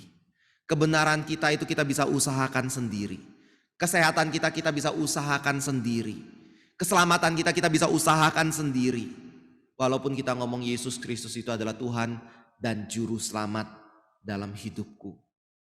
Saya katakan Juru Selamat bukan hanya bicara mengenai keselamatan kekal, tetapi berbicara mengenai keselamatan kita di dalam dunia ini juga. Dia sanggup untuk menyelamatkan kita tentunya. Lalu yang ketujuh adalah tentunya berkaitan dengan bagian ini, percaya kepada kemampuan diri. Ada bagiannya yaitu hidup di dalam kemunafikan. Saudara, dan kemunafikan ini bisa ditandai oleh orang-orang yang beriman, yang mengaku percaya tetapi hidupnya kelihatan baik dan kelihatan saleh dan kelihatan rajin melayani. Tetapi persoalannya adalah semua yang dia ungkapkan di luar dan dia nyatakan di luar itu adalah sesuatu yang berbeda sekali dengan apa yang ada di dalam hatinya.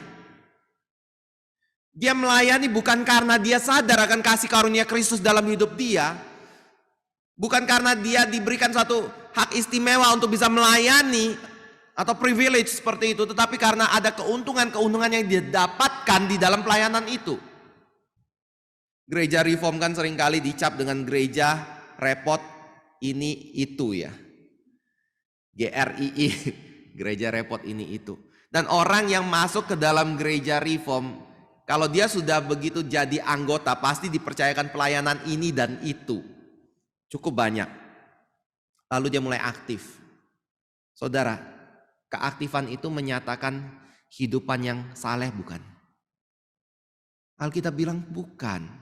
Hidup saleh pasti aktif melayani. Tetapi keaktifan pelayanan itu tidak mencirikan. Belum tentu hidupnya saleh. Mungkin karena dia sungkan menolak permintaan Pak Robi. Datang doa mungkin karena sungkan, saya suka tanyai, kok nggak muncul doa. Dan yang lainnya. Jadi dia hadir di mana-mana tetapi bukan karena dia sadar ini adalah privilege, tetapi karena saya sungkan dengan orang-orang tertentu yang ada di dalam gereja. Karena saya ingin dihormati di dalam gereja. Karena saya ingin dilihat sebagai orang yang saleh. Tapi realitanya adalah saya adalah orang yang begitu duniawi sekali dalam hidup saya. Itu kemunafikan. Dan Alkitab berkata mayoritas dari orang Kristen itu ada di dalam jalan yang lebar. Ini jalan yang mudah. Ini jalan yang berusaha untuk menampilkan diri sebagai orang saleh. Tapi sebenarnya tidak seperti itu. Hidup secara munafik. Hidup mengikuti prinsip-prinsip rohani sepertinya, tetapi hati tidak seperti itu. Tapi yang lebih celaka lagi adalah orang Kristen duniawi. Bukan bicara tentang keselamatan atau boleh tidaknya ada orang Kristen duniawi. Tetapi iblis akan membuat kita berpikir bahwa apa yang disukai oleh dunia itulah kebahagiaan. Apa yang dikejar dunia itulah penting. Apa yang menjadi kesenangan dunia itulah kesenangan. Sehingga hidup orang Kristen walaupun dia berkata Yesus adalah juru selamat, orang Kristen adalah orang yang kudus, tetapi realita hidupnya adalah persis seperti orang dunia yang tidak lepas daripada orang dunia dan melakukan segala sesuatu yang dilakukan oleh orang-orang dunia. Dan Alkitab berkata itu adalah bukan orang Kristen sebenarnya, tetapi itu adalah orang dunia. Tetapi masalahnya adalah ketika iblis bekerja, dia bisa membuat orang Kristen berpikir orang Kristen itu ada dua kelompok. Orang Kristen saleh dan orang Kristen duniawi. Orang Kristen saleh rohani itu yang ideal. Tetapi ada juga orang Kristen yang bisa memilih untuk tidak hidup secara rohani, tetapi dia tetap orang Kristen dan diselamatkan. Orang Kristen duniawi. Tapi Alkitab sebenarnya tidak pernah berkata ada dua kelompok orang Kristen ini. Yang ada hanya ada satu orang Kristen. Kalau dia adalah orang Kristen yang dilahir barukan, maka dia pasti memiliki suatu kehidupan yang kudus dan benar di hadapan Tuhan. Orang Kristen duniawi. Yang terakhir adalah ketika iblis bekerja, dia akan membuat kita untuk melawan atau tidak mentaati hukum Tuhan. Ini jadi satu hal yang sering kali ditanyakan kepada saya atau diungkapkan kepada saya. Pak Dawis, jadi orang Kristen itu susah ya? Jadi orang Kristen itu, saya tahu yang dikatakan itu benar, tetapi tuntutan hidupnya berat sekali ya. Kemarin di dalam Persekutuan Pemuda, ketika saya bicara tentang Matius 7 ayat 21 sampai 23, di situ ada orang yang bertanya seperti ini. Pak Dawis, kalau gitu daripada kita hidup munafik, lakukan sesuatu tapi hati kita nggak seperti yang dituntut itu, lebih baik kita nggak lakukan sesuatu apa yang Tuhan minta kan? Saya heran pikirannya kok seperti itu ya. Lebih baik tidak melakukan apa yang Tuhan minta daripada saya tahu yang benar saya tidak lakukan dan tuntutannya itu lebih berat seperti itu. Bapak Ibu saudara yang kasih Tuhan, saya waktu itu ngomong seperti ini. persoalan kita seringkali adalah melihat mentaati hukum Tuhan itu sebagai hal yang berat. Kita seringkali hitung untung dan rugi di dalam mentaati hukum Tuhan. Tetapi persoalan yang terjadi adalah kenapa kita hitung untung rugi? Kenapa kita selalu melihat hukum Tuhan itu sebagai sesuatu yang berat? Itu harus kita tahu sebab utamanya apa. Dan Alkitab berkata sebab utamanya adalah karena kita kurang mencintai Tuhan. Saudara kalau mencintai seseorang, betul-betul mencintai dia, saudara pasti ingin melakukan segala sesuatu untuk kesenangan dia, walaupun itu berarti saudara harus berkorban waktu, berkorban tenaga, berkorban istirahat. Saya nggak tahu ya, si David waktu Angel hamil kayak gitu, pernah ngidam nggak? Ngidam nggak? Nggak pernah ya? Wah bahagia sekali ya David. Siapa yang istrinya pernah ngidam? Pak Ruri? Nggak pernah juga. Lia? Nggak juga. Yan? Ya Lia nggak. Pak Tejo? Nggak juga ya. Saya pernah satu kali di Singapura, istri saya ngidamnya apa tau nggak? Ngidamnya pempek. Saya bingung gimana cariin pempek di Singapura, nggak ada pempek kayak gitu. Tapi bersyukur ada hamba Tuhan kita yang baik, dia perhatian, dia belikan pempek dari Batam lalu bawa ke Singapura untuk dia makan. Saya dengar ada bapak-bapak itu ketika istrinya ngidam itu rela untuk keluar malam-malam sekalipun untuk berikan makanan, mencari sesuatu yang sulit didapat untuk istrinya bisa cicipi. Itu sayang. Saudara, kenapa kita seringkali berpikir tentang taat Tuhan atau enggak ya? Ini rugi enggak ya? Kurang senang atau kurang bahagia enggak ya dalam hidup saya? Mungkin sebabnya karena kita kurang mencintai Tuhan. Bukan mungkin ya, pasti sebabnya karena kita kurang mencintai Tuhan. Makanya kita berpikir untung rugi di dalam ketaatan kepada hukum Tuhan. Tetapi ini menjadi satu kesempatan bagi iblis untuk membuat orang Kristen melawan Tuhan. Dia tahu kesulitan kita, dia tahu kecondongan hati kita adalah lebih mengasihi diri kita sendiri daripada Tuhan. Dan dia gunakan itu untuk menghasut kita, untuk mempertanyakan hukum Tuhan bukan sebagai sesuatu yang membawa kebahagiaan, sebagai sesuatu yang baik, bukan sesuatu yang membawa kepada kehidupan yang kekal, tetapi justru membawa kepada satu kesuraman hidup, kecelakaan, dan bahkan mungkin ketidakbahagiaan dan ketidaksukacitaan.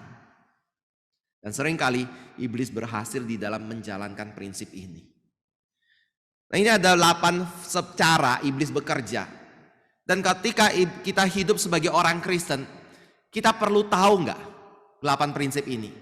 Saya percaya baik untuk kita tahu.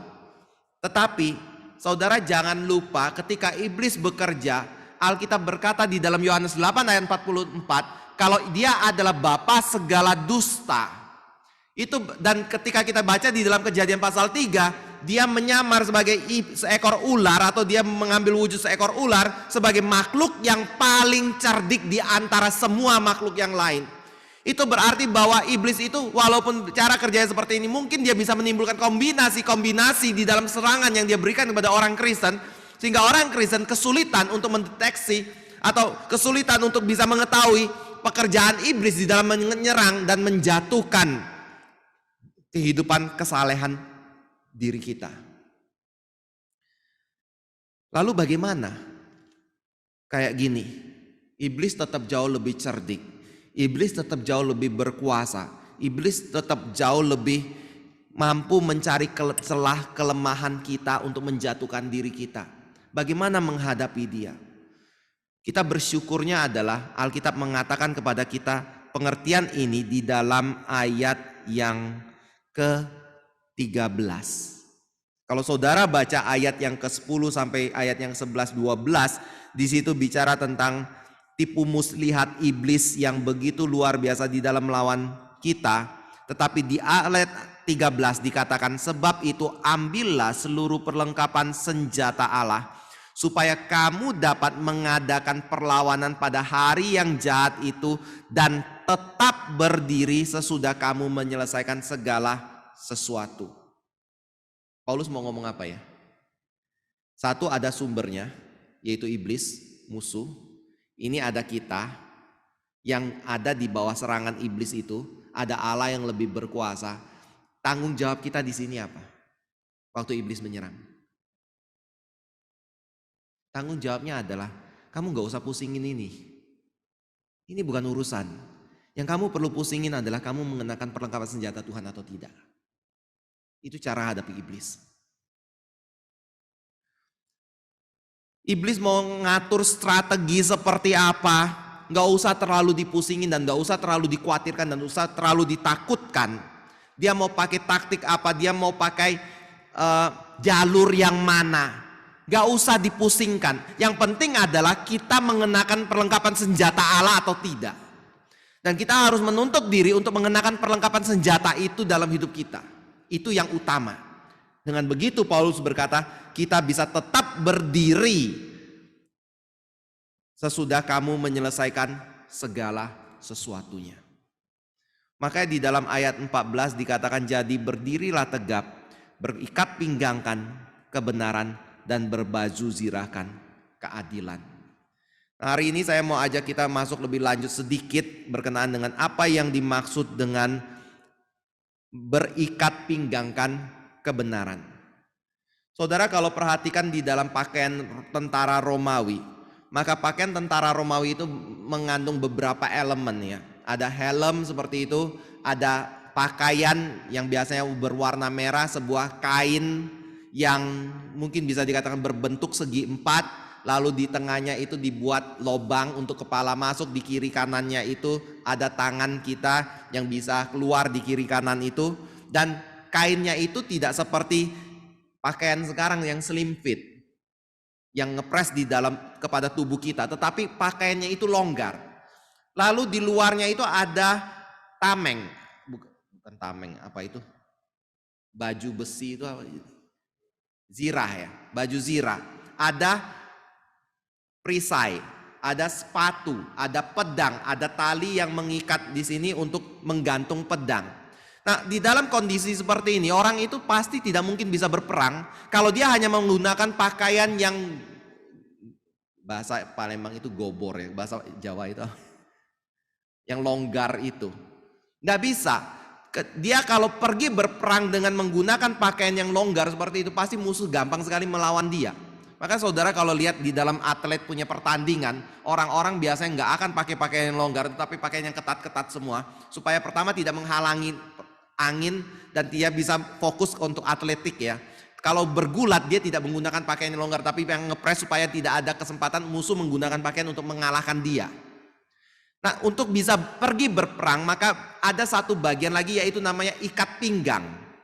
Orang tentara Roma akan mengikat pinggangnya dengan sabuk supaya pakaiannya itu tidak longgar, akhirnya ketika berperang dia harus ngurusi pakaiannya karena pakaiannya menjadi penghalang bagi dia untuk melawan musuh atau bisa dimanfaatkan oleh musuh sebagai suatu senjata. Itu ikat pinggang yang digunakan. Nah, ikat pinggang itu yang dibahas oleh Paulus di tempat ini ya. Ikat pinggang apa? Dikatakan ikat pinggangkan kebenaran. Maksudnya apa ya ikat pinggangkan kebenaran? Nah, saudara kalau perhatikan bahasa aslinya Yunani ya, kebenaran itu adalah aletheia. Aletheia ini maksudnya bisa dimengerti menjadi dua hal. Pertama adalah aletheia yang berarti kebenaran itu sendiri atau firman itu. Dan yang kedua adalah aletheia dalam pengertian sebuah sikap, integritas, kejujuran, komitmen di dalam hidup kita. Itu bicara tentang aletheia. Jadi kalau kita mengerti bahwa kita harus mengenakan perlengkapan senjata perang itu dalam pengertian yang pertama, firman atau kebenaran, maka yang dimaksudkan oleh Paulus di sini adalah kenakanlah atau berdirilah tegap dan berikat pinggangkan firman Tuhan dalam hidup kita ya. Kenapa ini menjadi sesuatu yang penting? Berikat pinggangkan firman Tuhan, berikat pinggangkan kebenaran.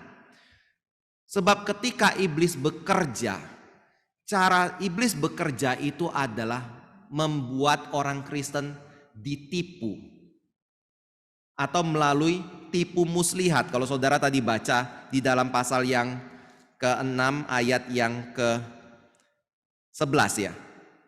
Bertahan melawan tipu muslihat iblis di situ. Dan kalau saudara bandingkan dengan Efesus pasal 4 ayat 14, di situ dikatakan sehingga kita bukan lagi anak-anak yang diombang-ambingkan oleh rupa-rupa angin pengajaran, oleh permainan palsu manusia dalam kelicikan mereka yang menyesatkan. Ayat ini menunjukkan ketika iblis bekerja dengan tipu muslihat, memang ada iblis di baliknya, tetapi iblis menggunakan manusia dan guru-guru palsu untuk mengajarkan sesuatu yang bukan merupakan perkataan Tuhan. Nah, Paulus berkata, kamu ngerti nggak bahaya ini? Kamu mengerti tidak? Apa yang kamu terima itu adalah tipu muslihat. Kamu mengerti tidak bahwa yang menjadi bahaya yang kamu terima itu adalah doktrin yang tidak diajarkan oleh Tuhan atau rasul yang sejati dalam hidupmu. Dan cara iblis bekerja adalah membuat kita diombang-ambingkan. Kalau saudara masih ingat ciri yang tadi saya kata ketika iblis bekerja bagaimana? Kita mempertanyakan kebenaran firman, membuat kebenaran firman itu menjadi sesuatu yang relatif. Dan pada waktu itu terjadi, cara untuk menghadapinya bagaimana? Paulus berkata, caranya adalah kamu harus tahu yang benar.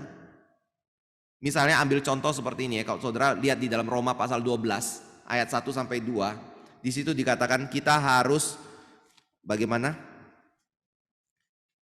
Kita harus mempersembahkan tubuh kita sebagai persembahan hidup dan kudus dan yang berkenan di hadapan Allah. Lalu bagaimana kita bisa mempersembahkan tubuh kita sebagai persembahan hidup yang kudus dan yang berkenan di hadapan Allah? Cuma ada satu syarat, Paulus berkata, kamu harus pertama-tama mengalami transformasi di dalam akal budimu. Transformasi apa dalam akal budi? Yaitu mengerti kebenaran Tuhan.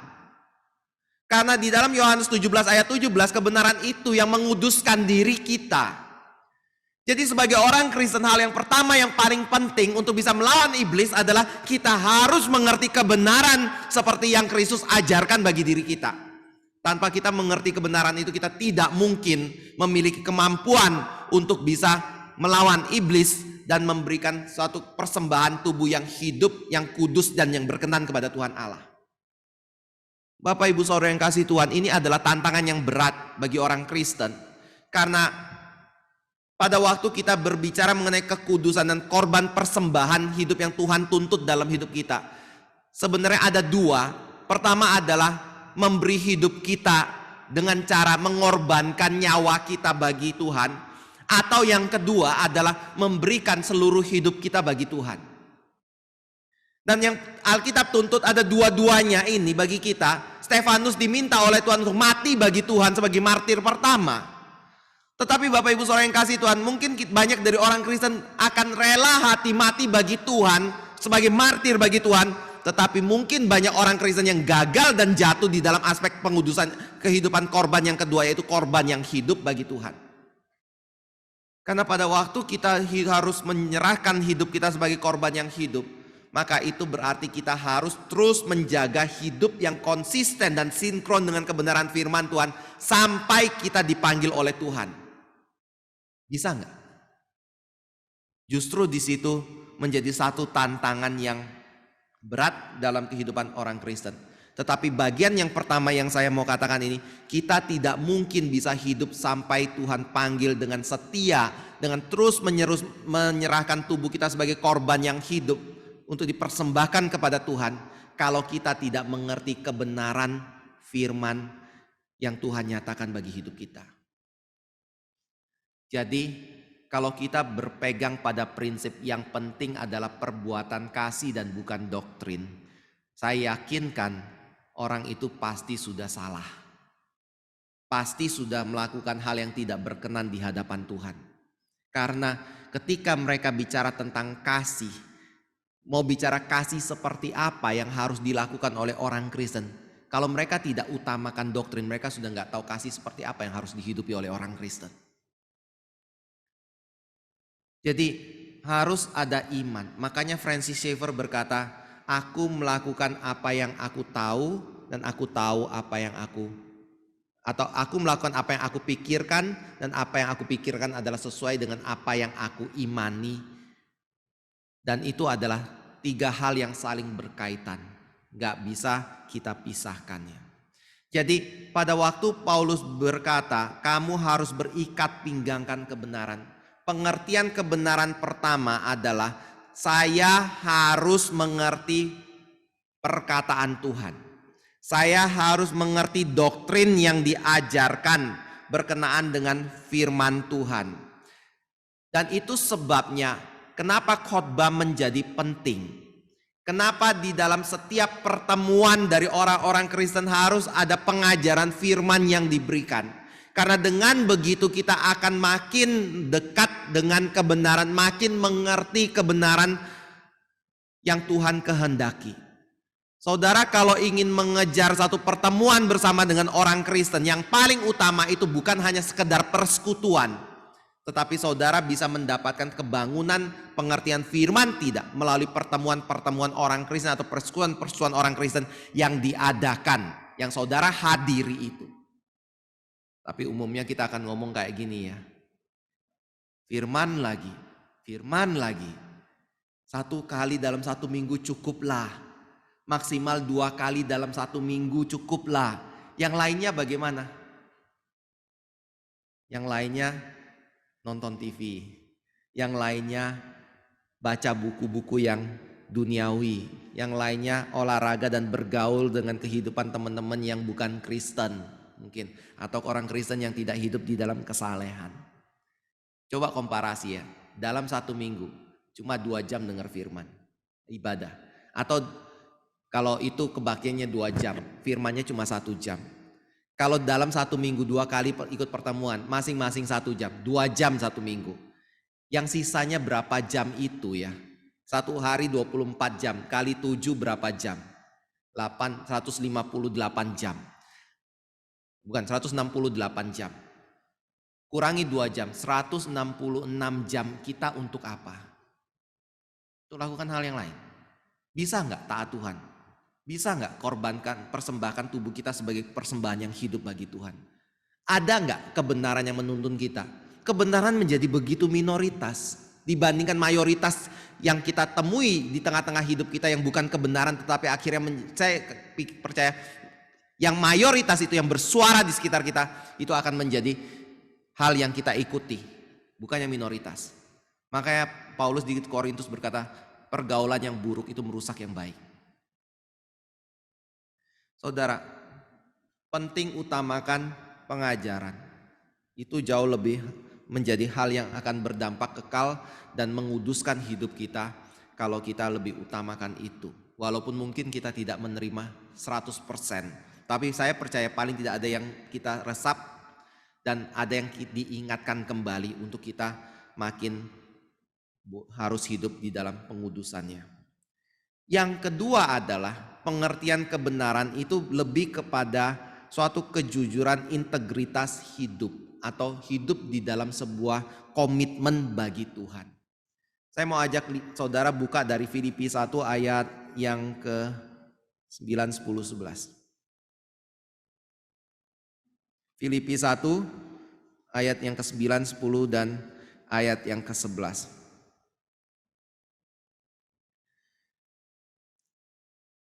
Dan inilah doaku, semoga kasihmu makin melimpah dalam pengetahuan yang benar dan dalam segala macam pengertian, sehingga kamu dapat memilih apa yang baik supaya kamu suci dan tak bercacat menjelang hari Kristus, penuh dengan buah kebenaran dan yang dikerjakan oleh Yesus Kristus untuk memuliakan dan memuji Allah.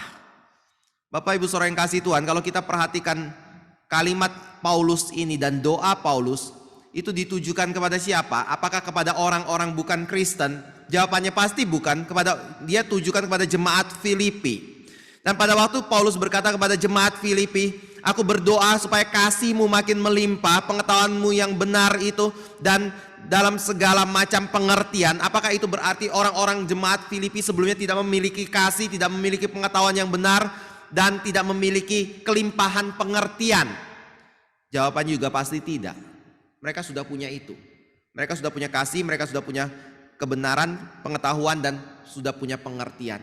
Tetapi di sini Paulus berkata, aku tetap mendoakan kamu supaya kamu berlimpah di dalam hal itu. Artinya pada waktu kita hidup sebagai orang Kristen, kita harus punya satu target atau satu tujuan, yaitu untuk terus bertumbuh di dalam kebenaran, bertumbuh di dalam pengertian, bertumbuh di dalam kasih kita yang sebelumnya sudah ada.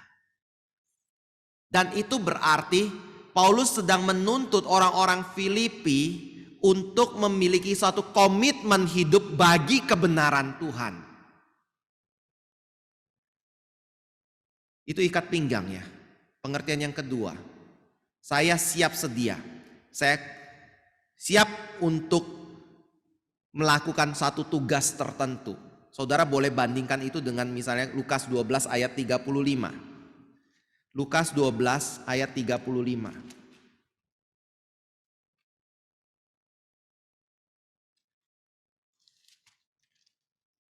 Lukas 12 ayat ke-35. Demikian firman Tuhan. Hendaklah pinggangmu tetap berikat dan pelitamu tetap menyala. Artinya adalah selalu waspada, selalu siap sedia, ikatkan pinggang. Saudara juga bisa bandingkan di dalam kitab Keluaran, di situ ketika Musa berkata, ini adalah malam engkau makan korban Paskah dan setelah itu engkau akan keluar dari Mesir. Maka Musa berkata, kamu waktu makan korban Paskah itu harus mengenakan kasutmu, harus memegang tongkat, harus mengenakan pakaianmu yang lengkap, dan harus berikatkan pinggangmu. Berarti kamu harus siap sedia. Malam itu juga ketika kamu selesai makan korban Paskah, engkau akan keluar daripada perbudakan Mesir. Siap sedia. Dan sekali lagi ini definisi dari suatu kehidupan yang ada di dalam peperangan yang selalu siaga terhadap musuh kita. Bapak Ibu Saudara yang kasih Tuhan, pertanyaannya adalah pada waktu kita menjalani hidup, kita punya kesiapan ini enggak? Kenapa kita sering kali gagal di dalam menjaga kekudusan? Kenapa kita sering kali jatuh di dalam dosa? Kenapa kita sering kali memberi celah bagi iblis untuk melawan kita dan membuat kita akhirnya terbujuk untuk berdosa? Jawabnya mungkin karena kita kurang komitmen untuk kebenaran Tuhan. Kita tidak mengatakan kepada diri kita, mulai hari ini saya tidak pernah mau lagi mengikuti keinginan iblis.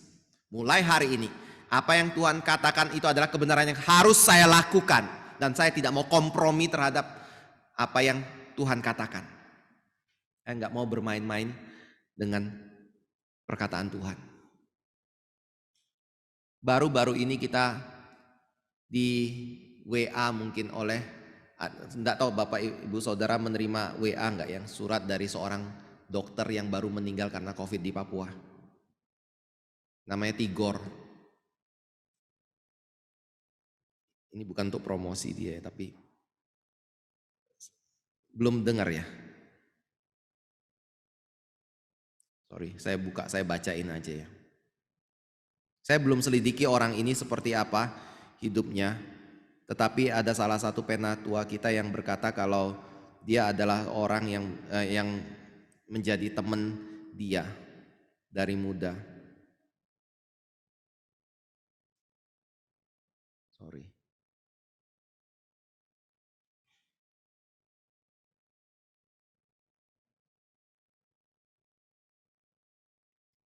Igor Silaban. Kalimatnya kayak gini ya. Tahun 1978, saya berjanji. Kalau Tuhan meluluskan saya sebagai dokter di FKUI, saya berjanji kepada Tuhan dengan sungguh-sungguh dan dengan sepenuh hati dan akal budi saya bahwa 1, saya akan bekerja sebagai dokter di tempat yang jauh sekali dari Jakarta dan saya akan bekerja lebih banyak di daerah-daerah pedalaman.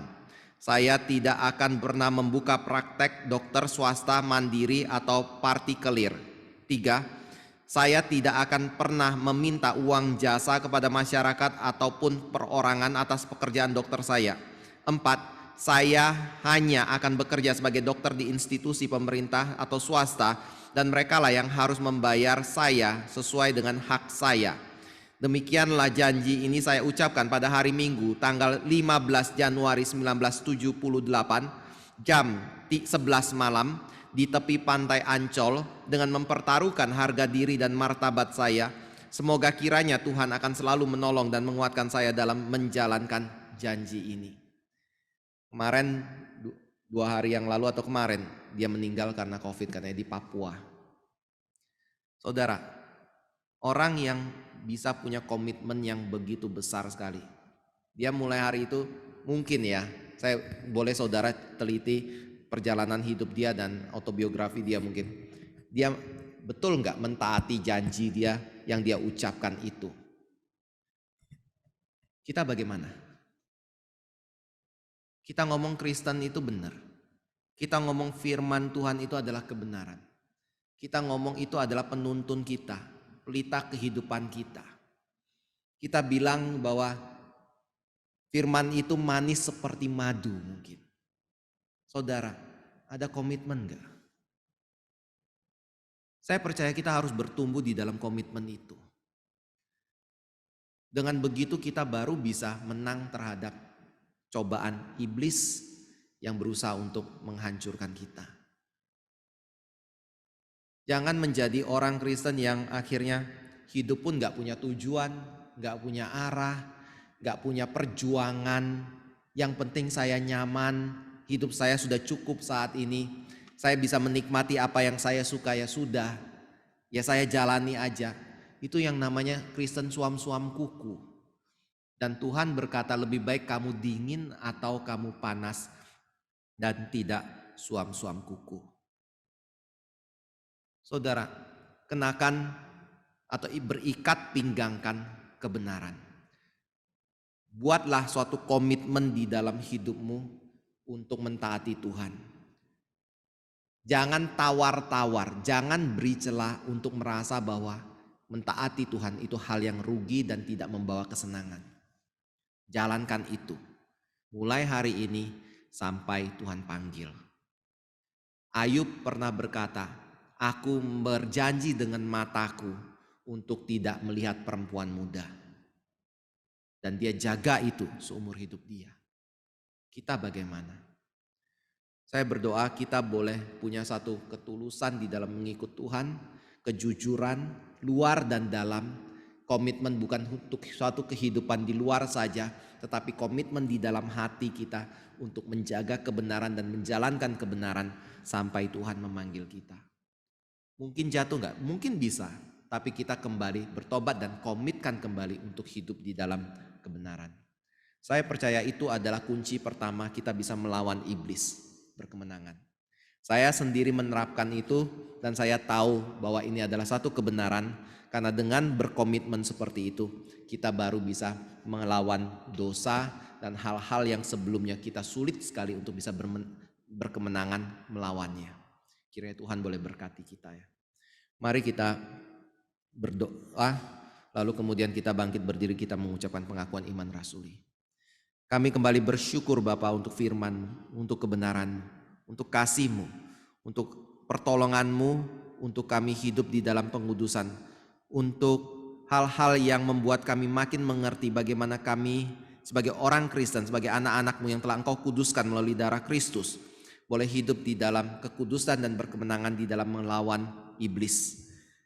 Pimpin hidup kami anak-anak-Mu ini ya Bapa, tolong kami supaya kami bukan hanya mengetahui kebenaran Tuhan, tetapi kami juga boleh memiliki komitmen terhadap kebenaran yang Tuhan nyatakan bagi hidup kami. Sehingga kami boleh menjadikan hidup kami senantiasa korban hidup yang dipersembahkan bagi Engkau. Pimpin anak-anak-Mu ini satu persatu ya Bapa, keluarga mereka, hari-hari yang mereka lalui. Kiranya segalanya boleh membawa kemuliaan bagi nama Tuhan. Dalam nama Tuhan Yesus yaitu Tuhan dan Juru Selamat kami yang hidup, kami telah berdoa. Amin. Mari kita bangkit berdiri, kita mengucapkan pengakuan iman rasuli. Aku percaya kepada Allah, Bapa yang Maha Kuasa, Khalik langit dan bumi, dan kepada Yesus Kristus, Anak yang tunggal Tuhan kita, yang dikandung dari Roh Kudus, lahir dari anak darah Maria, yang menderita sengsara di bawah pemerintahan Pontius Pilatus, disalibkan, mati dan dikuburkan, turun ke dalam kerajaan maut. Pada hari ketiga, bangkit pula dari antara orang mati, naik ke surga, duduk sebelah kanan Allah, Bapa yang Maha Kuasa, dan dari sana ia akan datang untuk menghakimi orang yang hidup dan yang mati. Aku percaya kepada Roh Kudus, gereja yang kudus dan am, persekutuan orang kudus, pengampunan dosa, kebangkitan tubuh dan hidup yang kekal. Amin. Silakan duduk. Kita akan menaikkan pujian yang keempat, hujan berkat akan turun.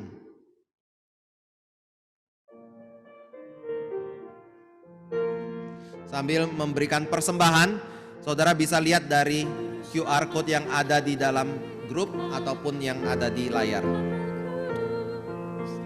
Jiwa kita diserahkan, itu berkat sejati. Hujan berkat-Mu, itu yang kami perlu. Rahmat yang bergerimis turun, tapi hujanku rindu. Dua, hujan berkat akan turun, hidup kembali segar. Di atas bukit dan lembah, bunyi derai terdengar. Hujan berkat-Mu, itu yang kami perlu. Rahmat yang bergerimis turun, tapi hujanku rindu. Bait 3. Hujan berkat akan turun, kini kami berseru. Berilah dengan limpah ruah, agar genap sabda-Mu. Hujan berkat-Mu, itu yang kami perlu. Rahmat yang bergerimis turun, tapi hujanku rindu. Bait 4, bangkit berdiri. Hujan berkat akan turun, pasti digenapinya. Atas umat tebusannya yang berseru padanya. Hujan berkat-Mu, itu yang kami perlu. Rahmat yang bergerimis turun, tapi hujanku rindu. Kita akan masuk dalam doa persembahan. Bapa dalam surga, kami bersyukur Tuhan atas kesempatan pagi siang hari ini kami boleh beribadah mendengarkan firman Tuhan, dan kami sadar sesungguhnya hidup kami selalu dalam peperangan rohani. Kiranya Tuhan terus beranugerah atas hidup kami untuk kami boleh hidup dalam firman Tuhan dan di dalam integritas Tuhan. Kiranya Roh Kudus memimpin hidup kami sampai sepanjang umur hidup kami. Kami bersyukur juga Tuhan siang hari ini kami berkesempatan untuk kami boleh memberikan persembahan. Kiranya Tuhan boleh berkenan atas apa yang kami persembahkan. Boleh menjadi pelebaran bagi kerajaan Tuhan di muka bumi ini, terkhususnya di Solo. Kiranya Tuhan menyertai seluruh pengurus gereja. Kiranya Tuhan memberikan hikmat kepada mereka.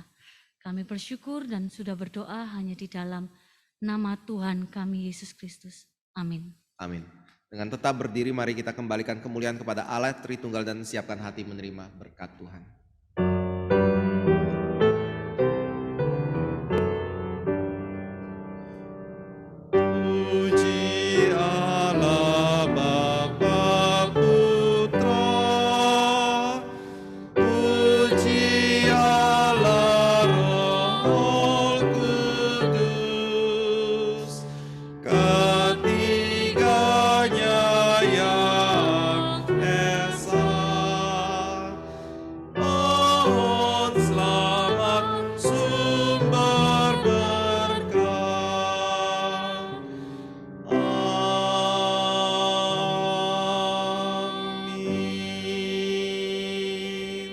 Bapak Ibu Saudara yang kasih Tuhan, mari kita siapkan hati menerima berkat dari Allah Tritunggal.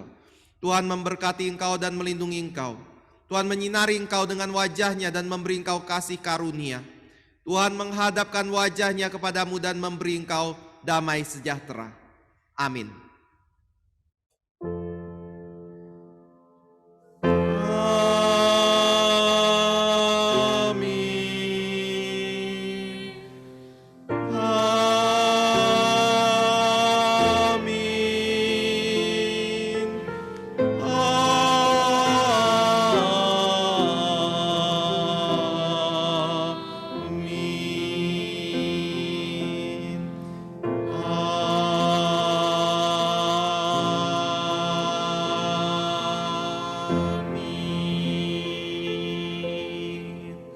Silakan duduk, baktian selesai.